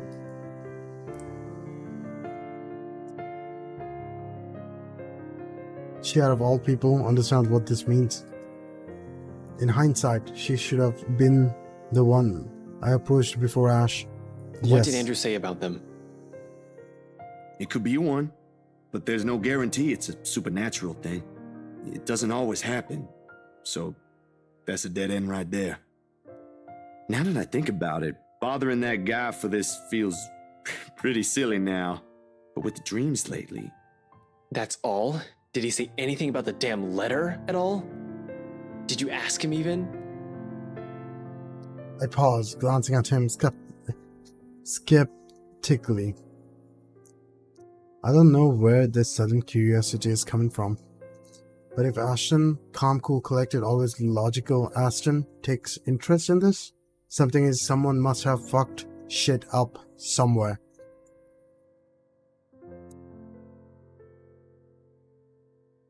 Oh, the world is ending. Seconds pass. The apocalypse I'm expecting to go along with it doesn't arrive, however. Yeah, that's really everything. The letter kind of slipped my mind. The photos were more important at that time. There was some stuff about the local horror stories, though. Talked about the curses, and he was really fascinated with the story about a wraith asking for a sacrifice to move on. Kinda nasty if you ask me, but it does make sense if you simply go along with it. I'm not sure how this will help in the grand scheme of things. Why are you asking about this anyway? Rose's death isn't just a coincidence, Zach. It may have something to do with... I may have... Wait, stop right there for a sec, Bella. I thought you ain't buying this stuff, Ash. Just the other day, you said the exact same thing.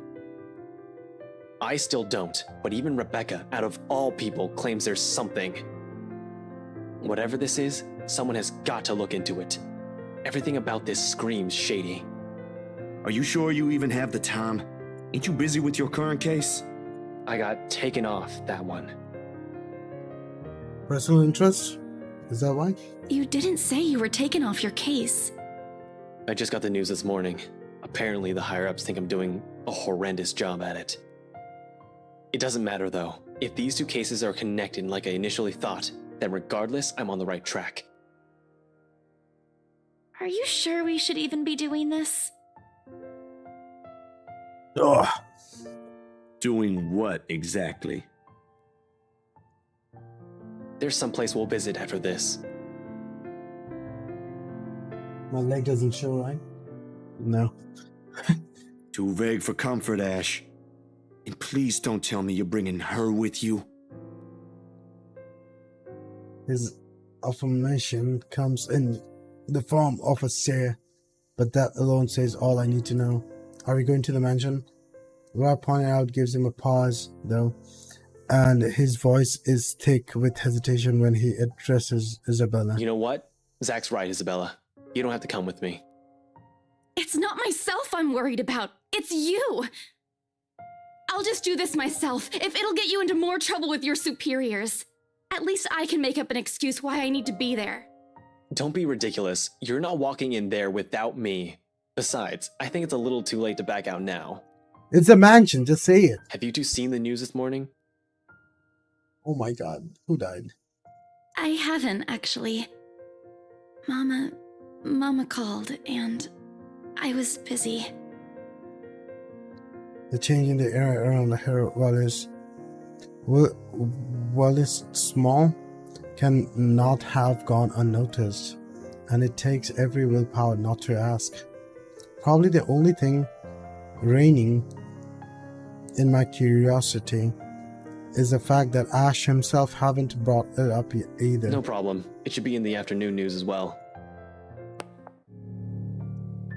Okay, yes. He grabs the remote, cycles through numerous channels until it gets you a news report about another guy who has been found dead in early hours of this morning today. Who is this guy? Burnt alive this time. Oddly, no fire has spread, and whatever damage has been contained within the place the body was found. The room itself, however, is completely vandalized. Help me. Help me. Help me. Another murder. The authorities claimed. Isabella and I knew better. None of us shifts even after the report ends, but the room has suddenly felt stifling. Ashton's eyes have gone hooked with whatever appears to be restrained anger, and the remote in his hand creaks mildly under his grip. The stone is back in my stomach. A little thing gripping at my insides, growing with every passing a second as the dread sinks in. In the thick of it, no, not case I saw. Isabella's voice is the one that breaks the hush. A small, weak thing on its own that wavers unevenly between worlds, but every syllable heavy with meaning. This is because of that thing, isn't it? I did this somehow.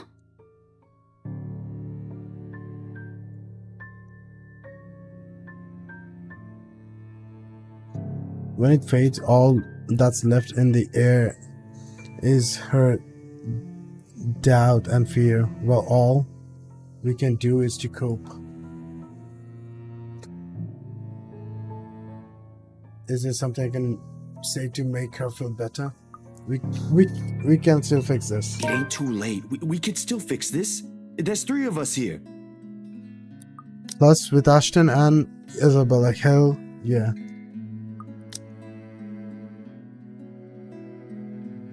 Four if you count Rebecca. No, she's staying away from this. She saw the letter as well.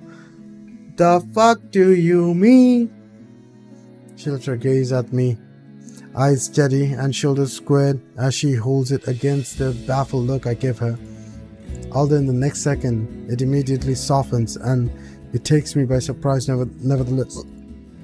In those brief moments, it's like I face a different person. I don't want to involve her in this any more than I already have. Both of you as well.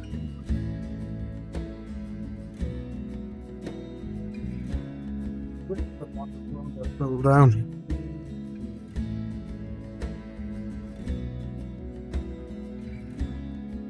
Oh, it's my ball was making noise and I'm like, what? It's 3D? Excuse?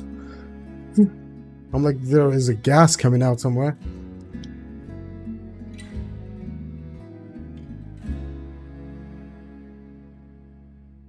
I don't like the sugar.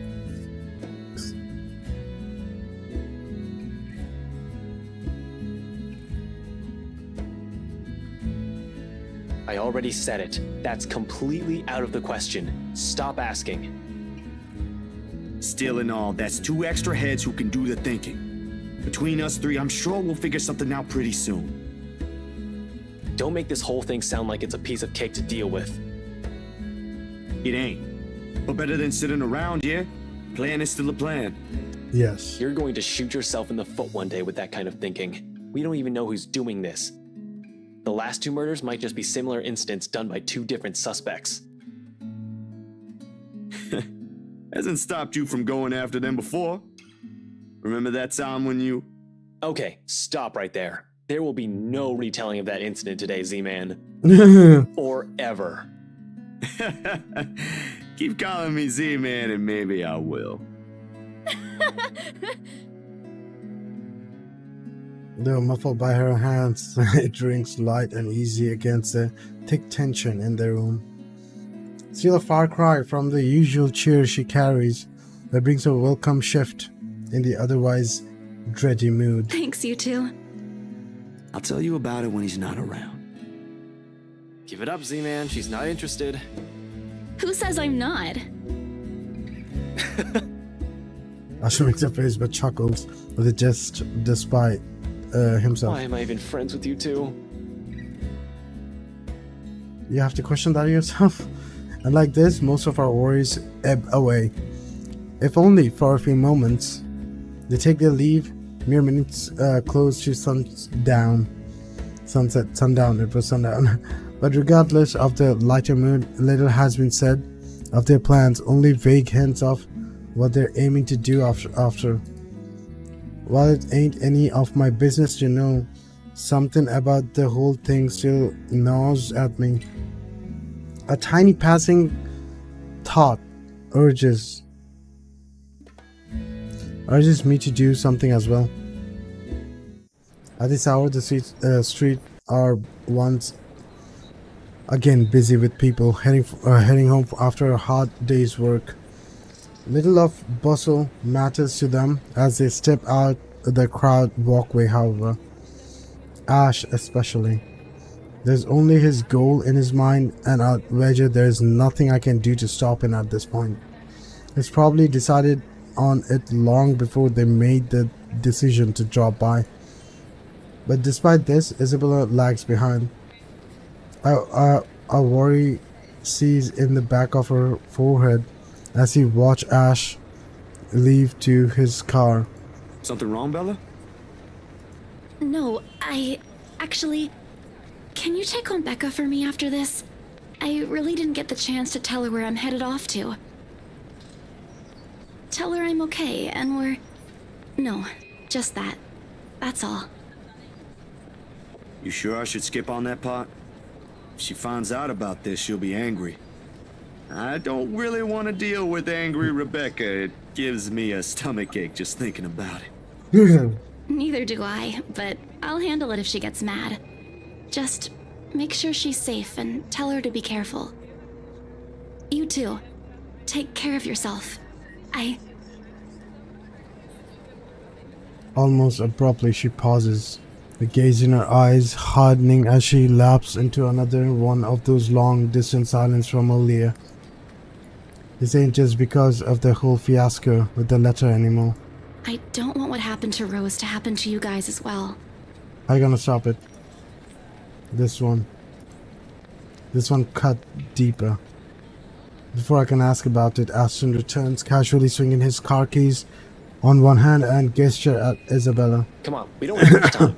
Shirley's waiting. Oh my god! Shut up.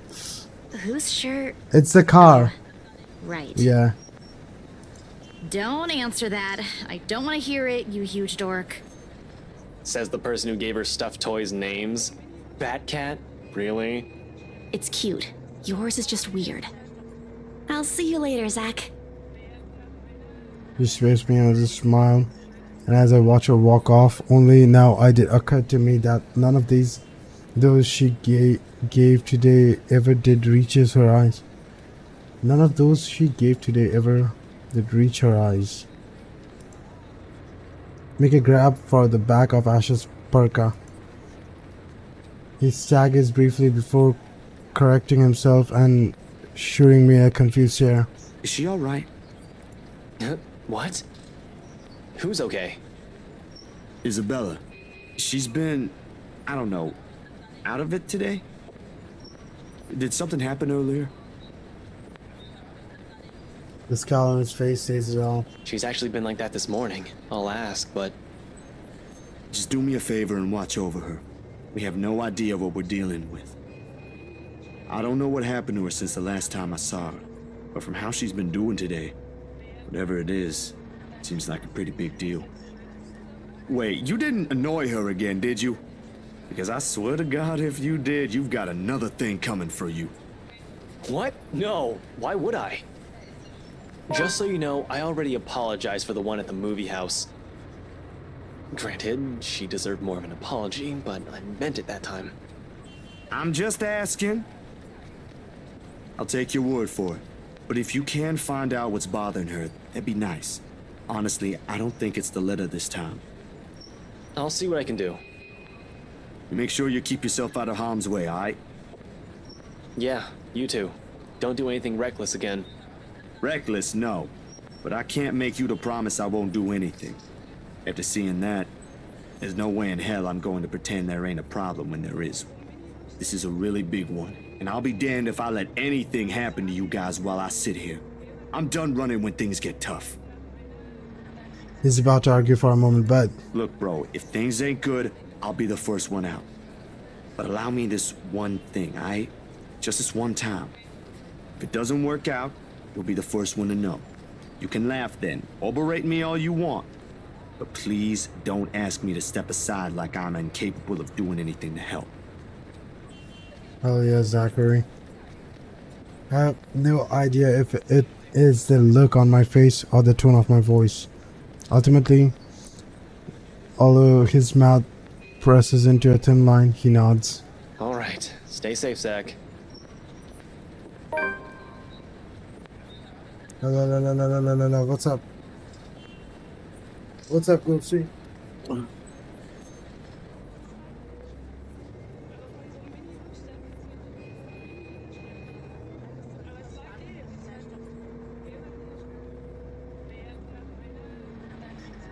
Turn off this and chill for a bit. I'm going to be right back. Okay, take your time. The power is being iffy again. Oh my god. I'm gonna save. So, if the power dies, I can at least play from here.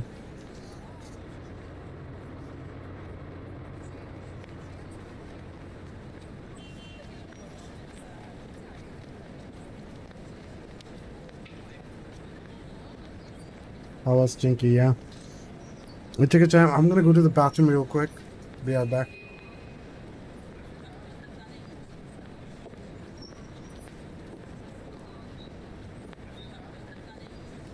Oh my god.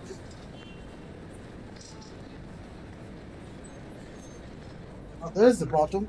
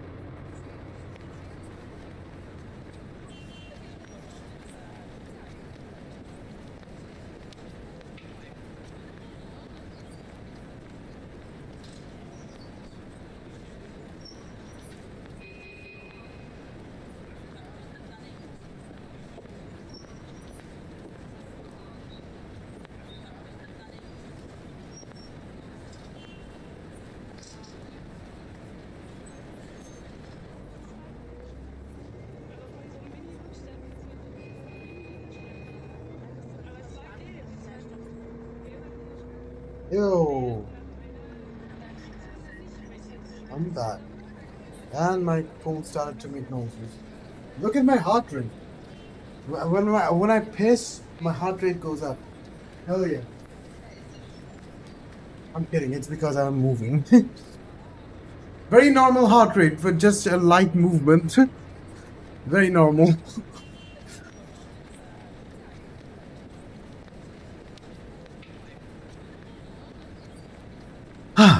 When he stumbles into the sidewalk and allows the afternoon crowd is... Oh my god, what the... When he stumbles into the sidewalk and allows the afternoon crowd to swallow him whole, I like to think the tiny gleam in his eyes is the closest we can get to optimism. In this situation.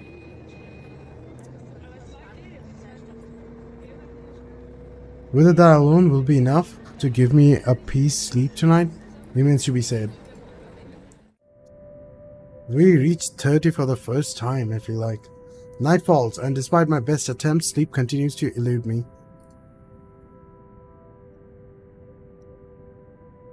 With her image still stuck in my head, flashing every moment, it catches me off guard.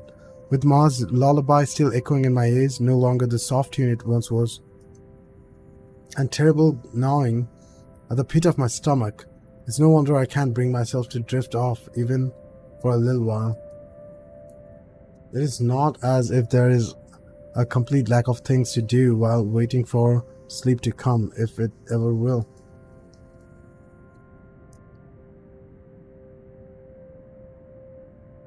And at 2:45 in the morning, I find myself cleaning my photography equipment for no other reason than just to pass time. Is something gonna happen? That's the clock ticking. He did say the clock ticking is very uncomfortable to him. Though, if I'm going to be honest, it is not the night terror that are keeping me wide awake tonight. It's the anxiety and the hope I'll hear from Ash or Isabella soon. I've not changed. My clock battery died. I have a clock, right? Like, on my wall. The battery died like months ago, probably now. Yeah, probably months, yeah. More than 2 months, I guess. I haven't changed it. I have battery for that clock. It's new, I got it, but I never changed it. Oh my god. I have to do so much things. It's just piling up. Anyway, this is a small thing, but still, I haven't done it yet. And I read the thing, yeah. And for what's perhaps the 42nd time, my eyes shift over to the end of the table where my phone lies till now. I've not heard from them since they left. They haven't promised a call, of course, but small part of me wishes they would have the common sense at the very least. Waiting is a tough game, and with the concerns stretching out the minute far longer than usual, it is impossible for a more unpleasant thought not to enter my mind. Excuse me.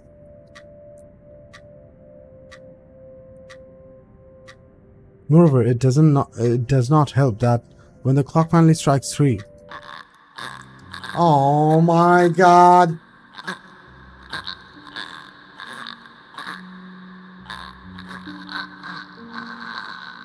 Of course!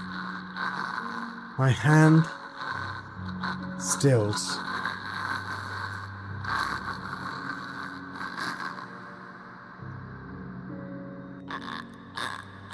Was my heart rate at 190? It's going down real quick. And now it is.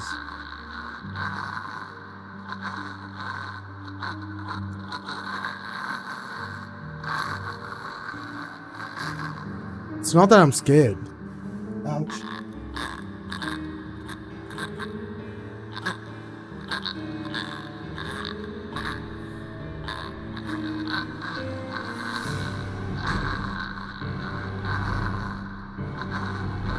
I love the music. Let me check the journal while you're hanging there. Right there.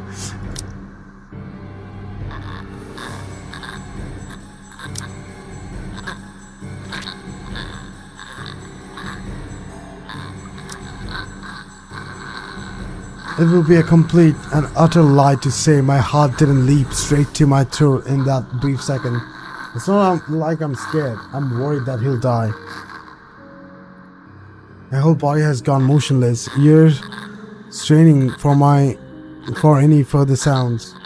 So at 3 a.m. What time is it? It's 1 a.m. for me. We're gonna go ghost hunting at 3 a.m. I'm kidding.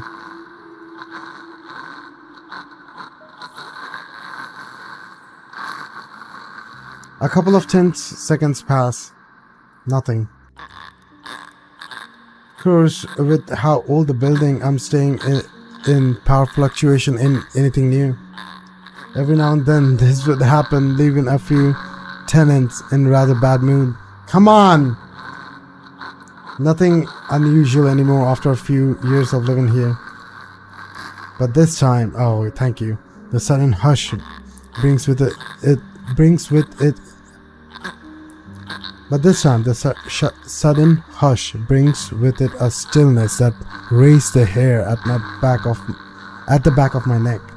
and set my heart beating hard against my chest. Sometimes it reeks in the air, and in an instant this place is no longer home. It's a prison. Every rational fiber in my being screams at me to leave. Leave, please! I force myself to swallow and keep clear head as I lay down all my cleaning tools and being gathering together the rest of my things scattered about on the table. The cameras, body lenses, filters, diffuser, phone, anything my hand could reach, but in the resulting panic like in the nightmares, it is the scent that reaches me first. The foul, putrid smell filling my lungs with the heavy stink of death. My fingers clamp tightly to the camera, holding it closer to my body as if the tiny thing would provide enough protection to whatever is with me in the room. It won't. It is humming, but it's the only comfort I have. Please don't die. And knowing that whoever she is, she had once been human. Perhaps not all of it is gone. Perhaps some of it is still there. Hello? I know you're in here. What do you want? Something moves behind me, a soft scuttling over the wall, followed by this squelch and painful creaking of what can only be rotten flesh and broken bones. Without hesitation, I roll around my finger and my camera ready, patiently waiting for another movement. Heartbeat going up again. I can help you. Whatever it is that keeps you here, I can help. That's what the letter's for, ain't it? You don't have to keep taking people's lives. Oh no. There's a brief moment of silence after. For a short while, I think my pleas worked. No, it didn't. Then, with no warning, the shuffling resumes, and along with it are the sobs of a woman. Bro, run. Use the mouse to look around, spacebar to take a picture.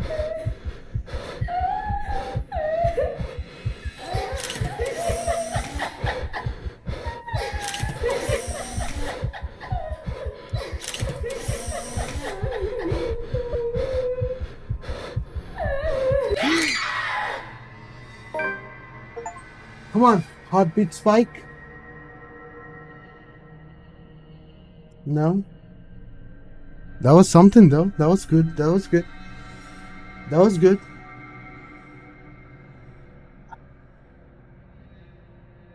The light flashes fleetingly one last time, allowing me to glimpse of her grotesque, misshapen features before it is once again lost in the darkness. All of a sudden her tune changes, no longer a soft cry but a highly pitched shriek, brimming with pain, grief and anger. Every ounce of my courage I must have flees from my body at the sound, and the next thing I know my hand is gripping the knob and I'm wrenching the door open. Her will follows me as I flew into the night. Pacing has always been more of Ashton's things than mine.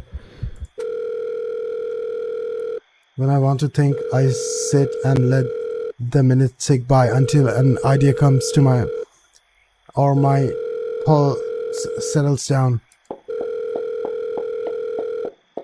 And yet dried leaves and twig cracks under my shoes as I make another pass at them. Terror is too mild to describe what this is. There's no way hell I'm going back. Wherever she is, pleading won't work. Call Isabella, come on. The moment we saw the letter, she's been after us. But I can't run. Not this time. For now, you have to. Nearly 2 hours have gone by since I left the comfort of my room for the solitude of the park. 2 excruciating hours since I've started making calls. No one's answering. Not even Rebecca, who has always kept her phone line open in case other people need her. Give me 1 sec.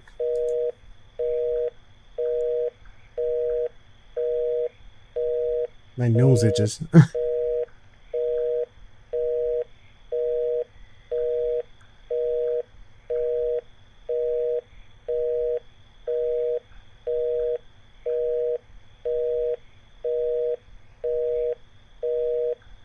By the way, taking the photo, that was so hard.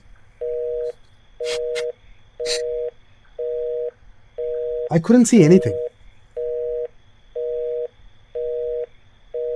I don't know how dark it is, but my monitor brightness is probably at like 20% or something. I don't like too much brightness.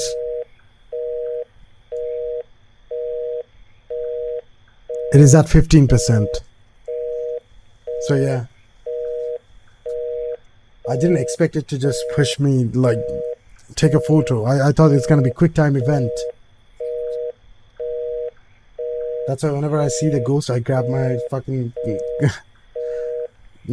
my keyboard. But yeah.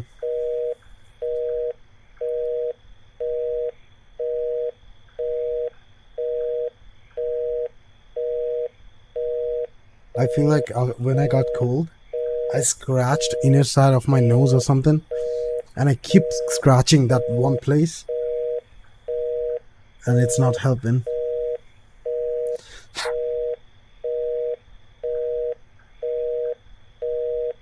God damn. Anyway.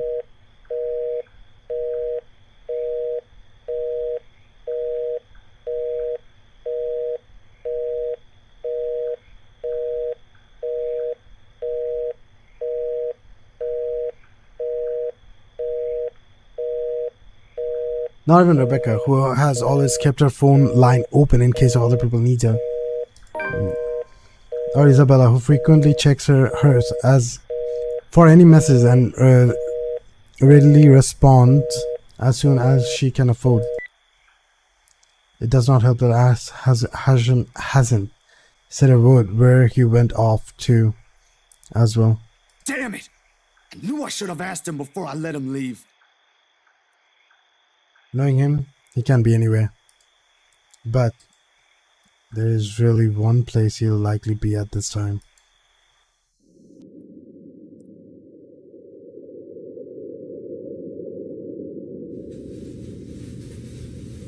We're back.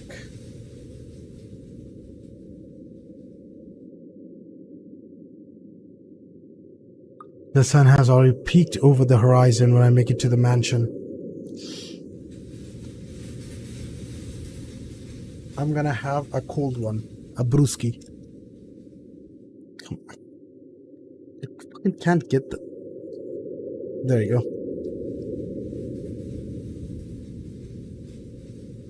Cheers, guys.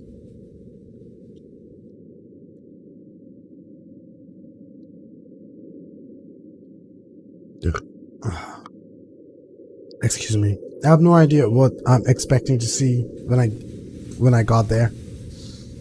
There's Ashton, first and foremost. A part of me wishes my assumptions are correct and he's really somewhere close by on a stakeout. But, excuse me, but I've never been the lucky sort when it comes to that kind of guessing.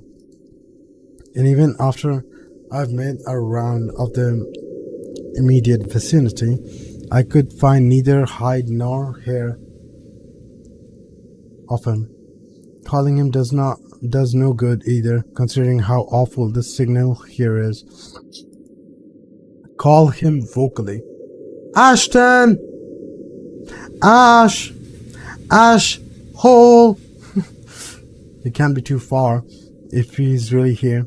But if he is, he would have already noticed me by now. Maybe he's not here at all. Instead, there is only silence. The kind too quiet to find any sort of comfort in. Even the tree seems to have fallen asleep with the rest of the mansion, oblivious to what's happening around it. A small island of stillness in the otherwise fast-paced world. No wonder the whole of Anselm feels at odds with the rest of Luxbourne.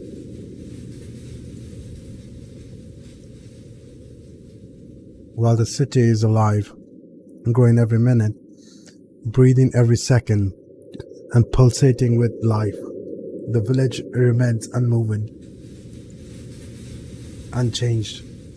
It's not surprising that legends still live up to this day, and why she's still here, walking its hollowed halls. Why I wanna say hallways so bad?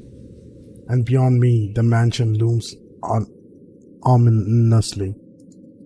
But now ain't the time for fear.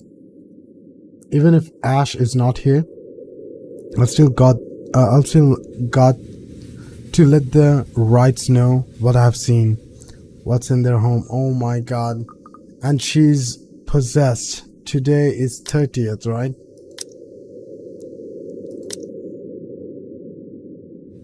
Or is it 31st by now? I think it's 30th. She got possessed on this day? Oh no, 29th.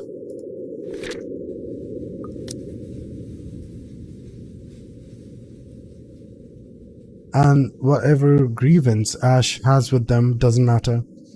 There might be grounds for imprisonment, but they don't deserve a brutal death at the hands of one malicious spirit. And I'm sure Isabella would want the same thing. I head straight to their door without a second thought. It takes a few rings, the sound loud above the foreboding stillness, before I hear footsteps on the other side. God and get it! Only a Nancy would knock at such an ungodly hour. Where's that damn butler when I need him?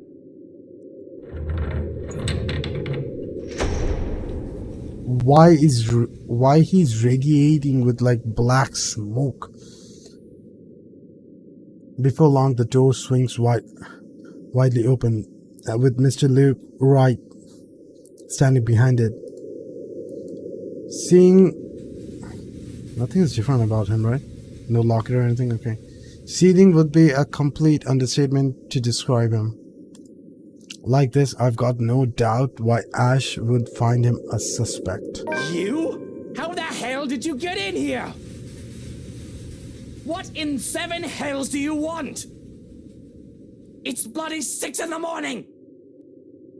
Listen, sir, I know this is not a good time. Oh, it's not a good time!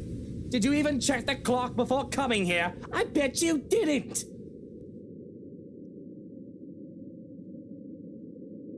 Unlike you, the ones living in this house need to sleep.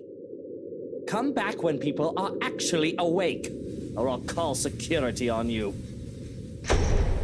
Before I can get a word in, he slams the door to my face and bolts it shut with much finality. Wait, sir, you gotta hear me out. You're both in danger if you stay in there. Have you seen the news lately? Everything's not a coincidence. Only silence answers me.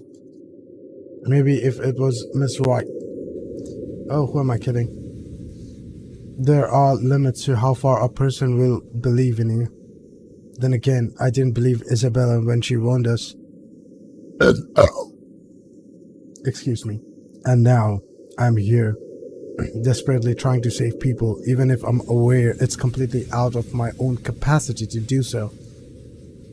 Is this what they call karma? If so, this is one horrible way to turning things around. Okay. Taking people's lives? Playing with people's fear?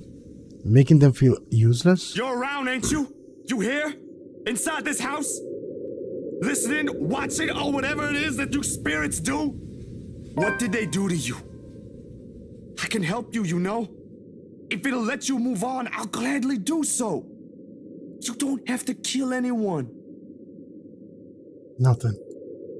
I don't even know who I'm talking to, or if a sane person is supposed to be doing that.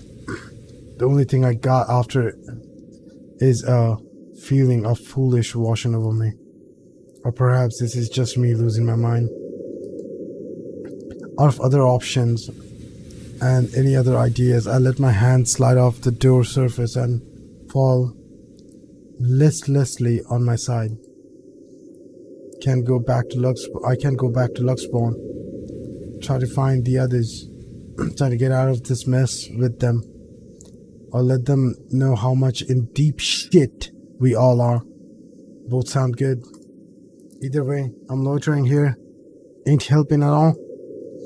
I let my quietness calm me for a few more minutes before I stand up and heading out to fetch my bike.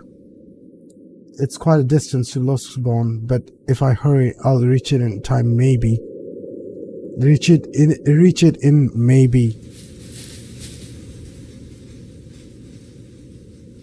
A rustling stops as soon as I turn around and strains my eyes for any movement around me. Yo, Ash, you there? No answer. If he's here and I've missed him earlier, already my feet are moving in search for him for the second time. It won't hurt to double check. Triple check even. With how big the property is, he can be anywhere. If things ain't so urgent, if they ain't so dire that lives are at stake, I'd probably have just waited for him to show up again. But damn it! He needs to realize what exactly it is he's dealing with. That's not just a petty criminal he can simply throw in jail. That is something beyond the authority his police badge could ever give him. The guy needs to stop playing the big damn hero. Sit down and chill. My breathing comes in short, shallow rasps by the time I make it back to where I started. Still no sign of him. I'm beginning to think I'm just wasting my time here. But then that is when I hear it.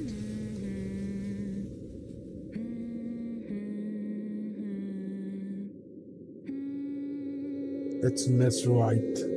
It's Hannah. I'm telling you, it's Hannah.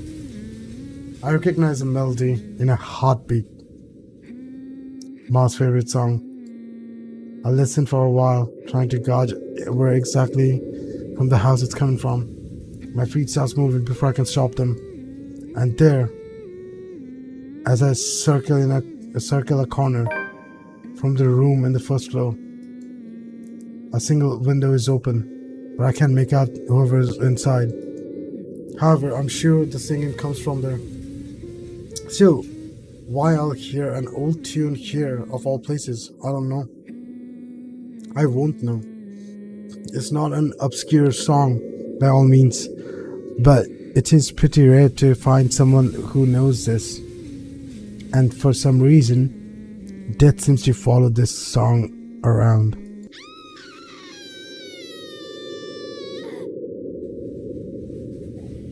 Panic lodges itself at the base of my throat at once.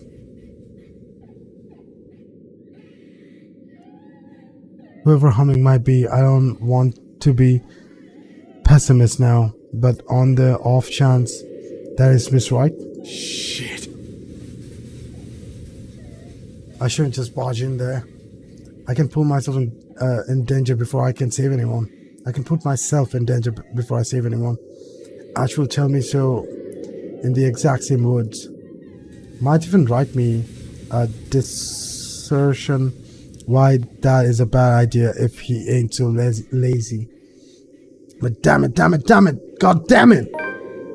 Someone could be in danger. Oh my god.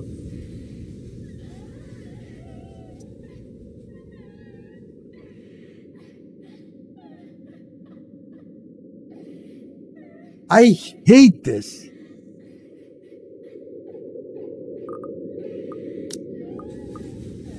Where is Ghosty when I need her? Oh my god.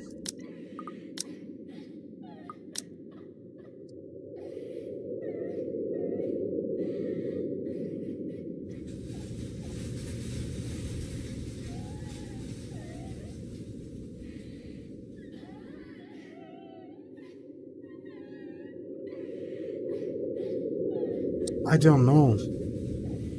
I don't want to Google right now. I always like my first playthrough to be, you know.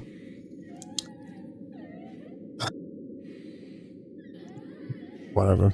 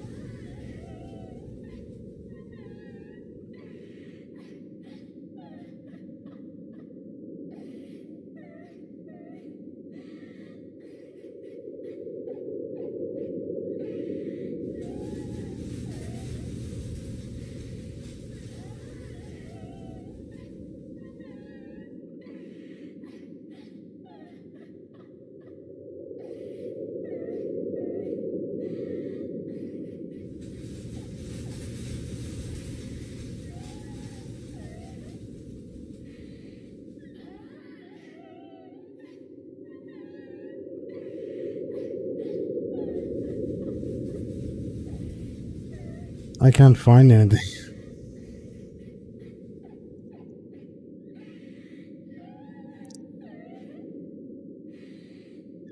I don't know. I don't know. Fuck!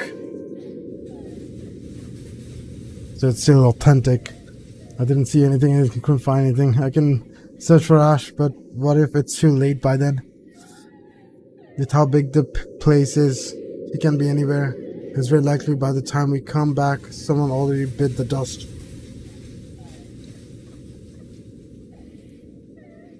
That, when the cries grow louder against my ear, and longer I linger, almost impossible to ignore, drawing me in like a moth to a flame. For a moment I let myself shudder, shaking the uneasy feeling off my head. This can't be a good idea, not by a long shot. Still, I've got to try. Funnily enough, for a couple of as high profile as the Wrights, they don't seem to have any security detail patrolling around. A few guards here and there, sure, but no one will expect they'll have more, considering the size of the place. It works to my advantage though. And I recall I can't complain when there is a high chance I might get arrested for what I'm about to do. Luckily, the window's wide enough for me to fit through without making any noise.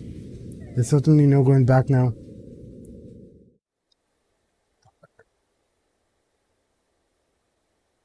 But as soon as I step into the parlor, it's all of it sees.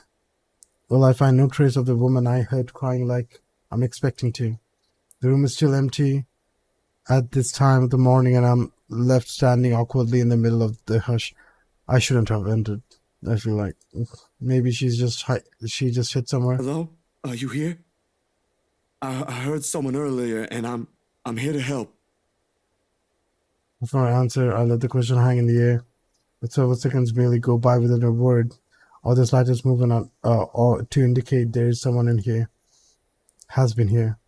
With the stories I've heard, the things I've seen, it takes effort to make my brain from going into that line of thought. I'm not going to hurt you. If you're here, say something. Nothing. Am I just hearing things? I'm pretty sure I heard someone. But with no one responding, I can't help but feel silly like this.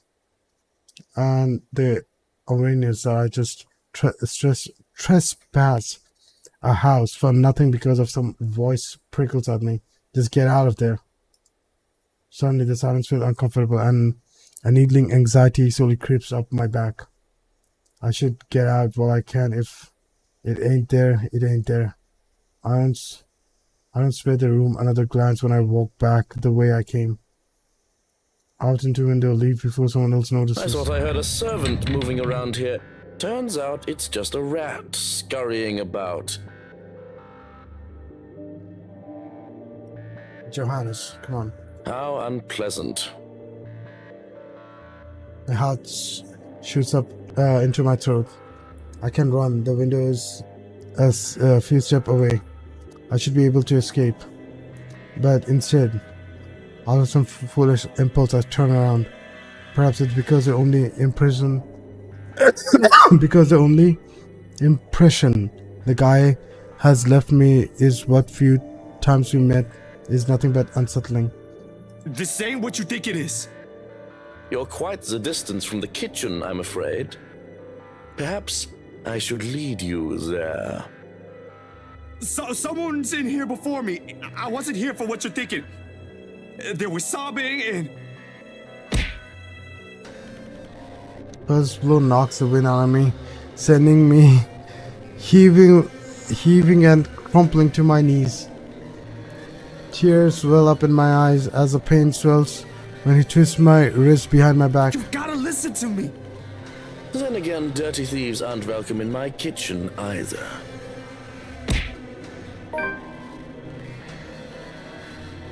For a moment there is only silence and a sudden piercing ache, this time at the back of my head. The room abruptly tilts on its axis, dimming. On the verge of unconsciousness, I can only hear the scuffle of foot, the thud of the door being closed, and a woman.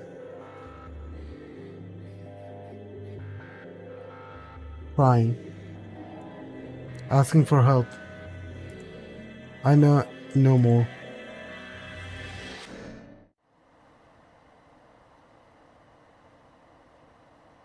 If it changes, the pain is the worst when I come to a sharp piercing ache somewhere in the back of my head, begging to be noticed. But it's nothing I can't handle. Weirdly, I open my eyes expecting to be greeted by sunlight.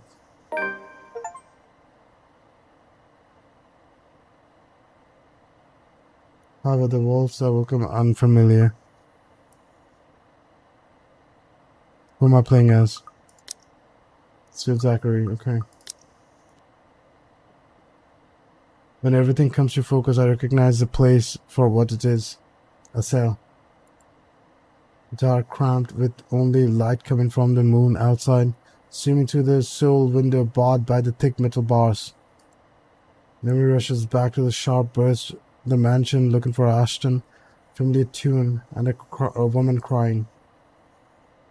I might go back on this.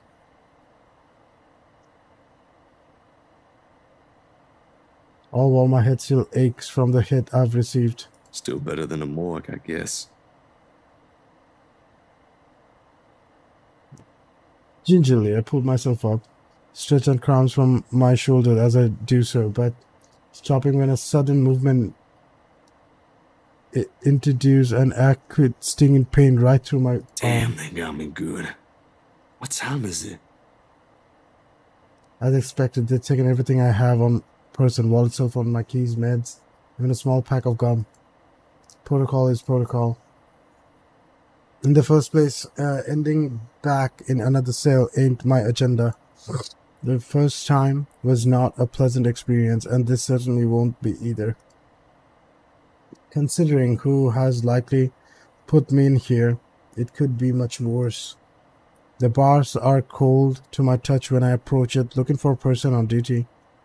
They'll usually allow us to contact someone, and Ashton at least has to know I'm here. He'll be pissed that I'm quite sure of, but he's the only one who can help prove my innocence and get me out. However much I don't want to rely on him for this.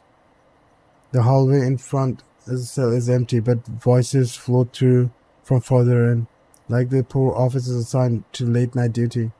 Judging from the snippets of conversation I catch, today's topic over a snack is that moron who thought it's wise to cross the rights. Oh my god. These are the names too, most of which I'll like to have words with them about it in the future. But really, I'm in no position right now. Excuse me.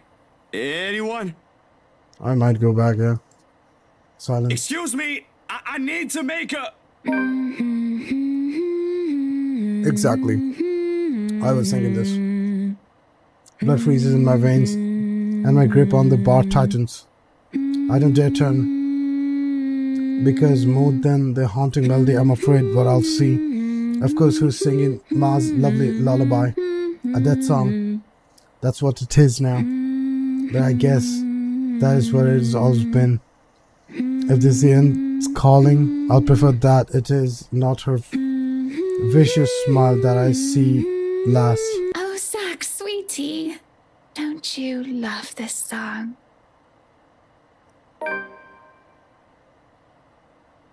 Oh, she got the thing.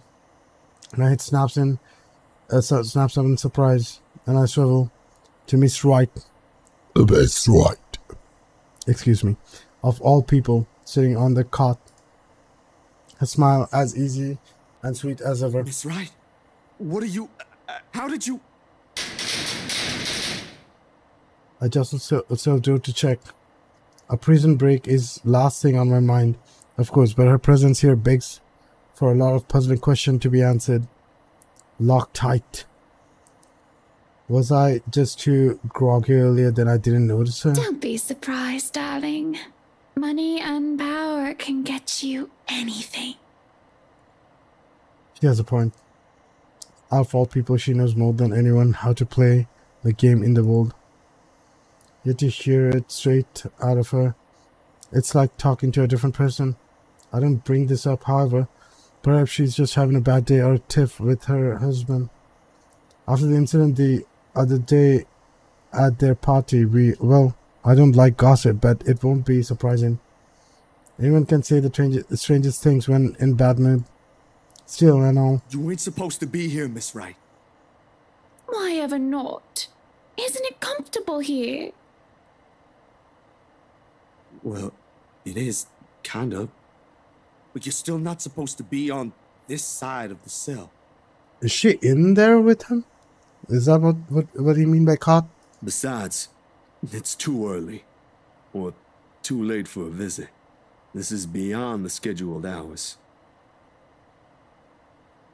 Oh, I'm sure Chief Inspector Lee wouldn't mind a little chat between friends.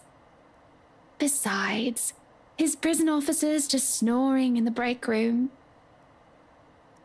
She brushes off a lock of hair from her shoulders, stands up, and meanders around the length of cell for whatever space it would allow.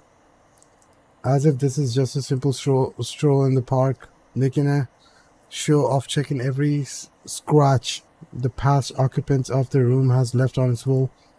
Nevertheless, I try to make myself small against the corner. Any closer and we'll be crossing each other's personal space.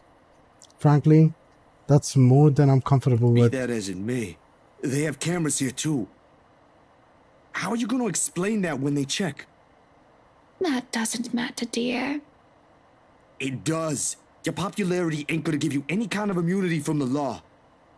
I appreciate the visit, but I'd rather not see you get into trouble.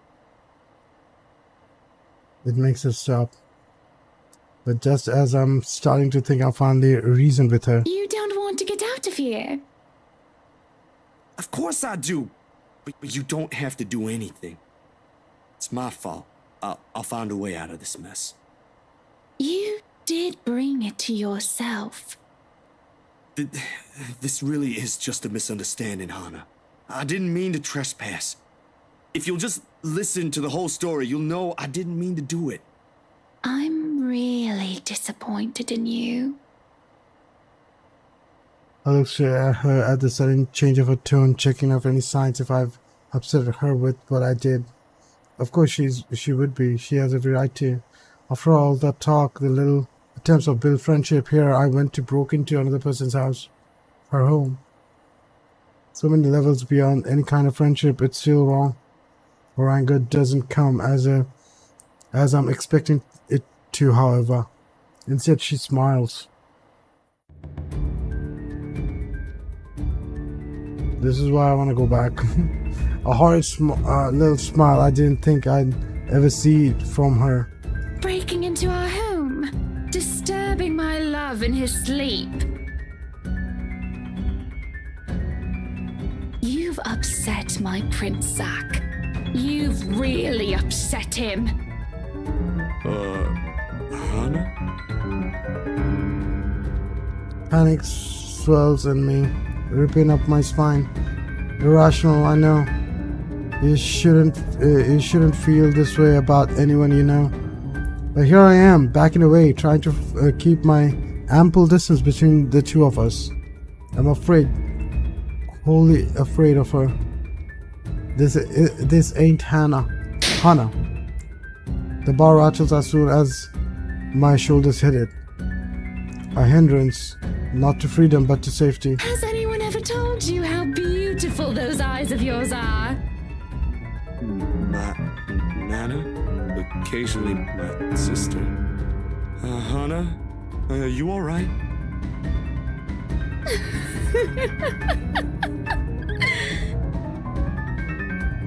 She laughs. A deranged little thing coming from her. There's no cheer in it, no warmth. Only spite. Makes me want to take them home, wrap them in those pretty ribbons I have in my vanity. I'm pretty sure my prince would love it, don't you think, Zachary? A little gift from me. Stay away from me! She moves in short, sudden bone-crushing twitches that are too painful for me to watch. I want to look away, but I can't. I'm screaming for help before I know it, jolting the bars with as much force as I could. Somebody, get me out of here! Anyone, please! Bugger off! Some people are trying to get some sleep here! No! She's here! You've gotta let me out! She's gonna kill me! Someone! She's... Oh, you poor thing. Don't you worry. You won't even feel the pain.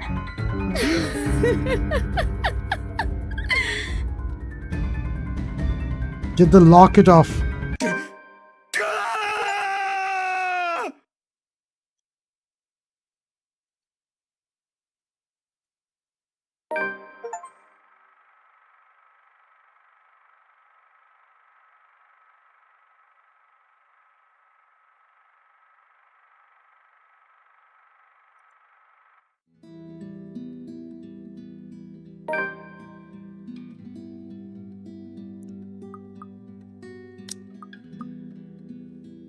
I want to see how the other way goes. I might keep this, or in the end the rational part of my brain wins out. The half that has spent too much time around Ash. I don't know what is the right answer yet, you know. I don't want to go to fucking jail, and I mean I think I'll probably still go to jail. Well, let's see. Let's write the reasonable part. If I do force my way in to find someone unpleasant, how am I going to fight back with my camera? No matter where you look at it, the simple asking for a painful death. That's simply asking for a painful I have death. a better chance if I find Ash. What is he snooping about? Perhaps I should try the forest, make a round further into the gardens. Not a sound plan. I think I'm gonna find by Zachary, and he's gonna be like, hey, yeah, go to jail. Not a sound plan, but it's better than nothing. The wound's soft sob has subsided by now, by some means. Almost inaudible, to the point where I'm wondering if it's truly heard what I heard. I didn't get dwell much on it, although because of right at the moment my phone rings. The sharp notes cutting pierce through the thick quiet tube. I clamps the hand over it, pressing the button before speakers are close to my ear. Are you? Fuck. I only caught the tail end of the person's leaning on the other side, but I know the voice well What enough. was that, Ash? Could you repeat that? Signal shitty here. I asked, where are you? Hell, Zach, I've been calling your number for a good 20 minutes now. What kind of shithole did you get into? Good morning to you, too. I should be asking you that question. I've been looking all over the mansion for you. I thought you'd be... What mansion? Do I really need to answer that? Why are you even... No. No, wait. Just get your ass here at Isabella's place and hurry. Should I gaze into the mansions? Specifically at the window I heard cries from. There's nothing of it now. Not even echoes. How urgent is this? Pressing enough for you to stop asking questions and get yourself here. Please, Zach. It gives me a pause. It's a rare thing for him to take on that tone. I'll be there in a few. An hour or two tops. Thanks. I'll see you. Okay, this is going fully different. I rush back to my bike as soon as the call ends. Without another look, I leave the mansion along with their haunting melodies and grim echoes behind. There are more important things than my own curiosity and impulses.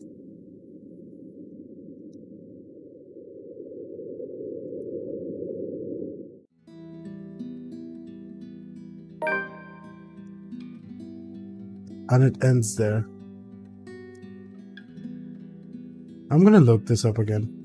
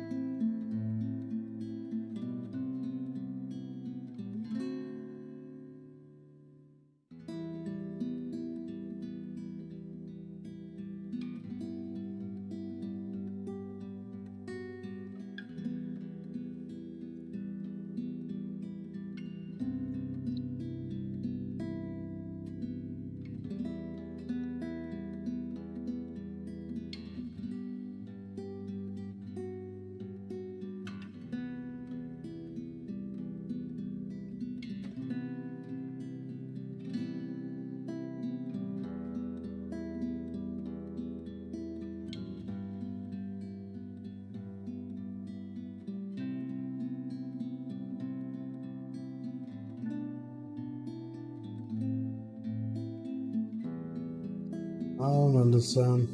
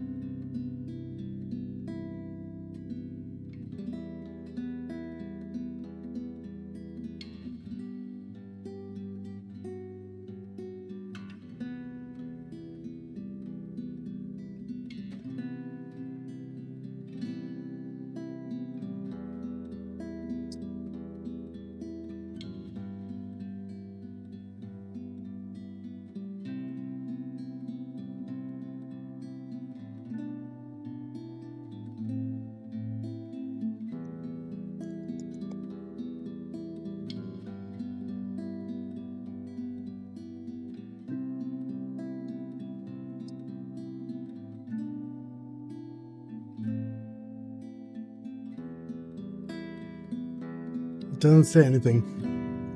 I'll have to play from here tomorrow.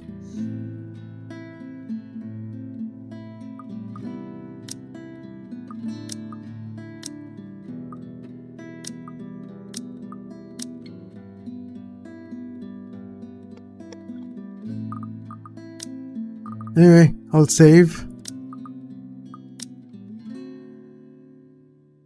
I don't know if I did the right choice or not. Excuse me.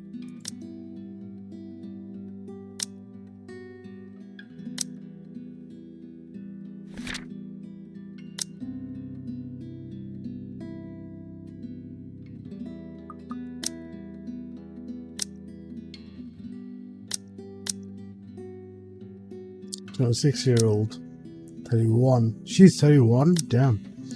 He's also 31. Oh yeah. 3-year-old, 5'11", 180 centimeters. Really? Interior designer, former architect, Irish. Interesting. And Kathleen.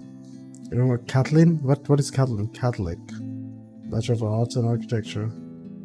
Chocolate cats. Classical art. Country music. Country music? Oh.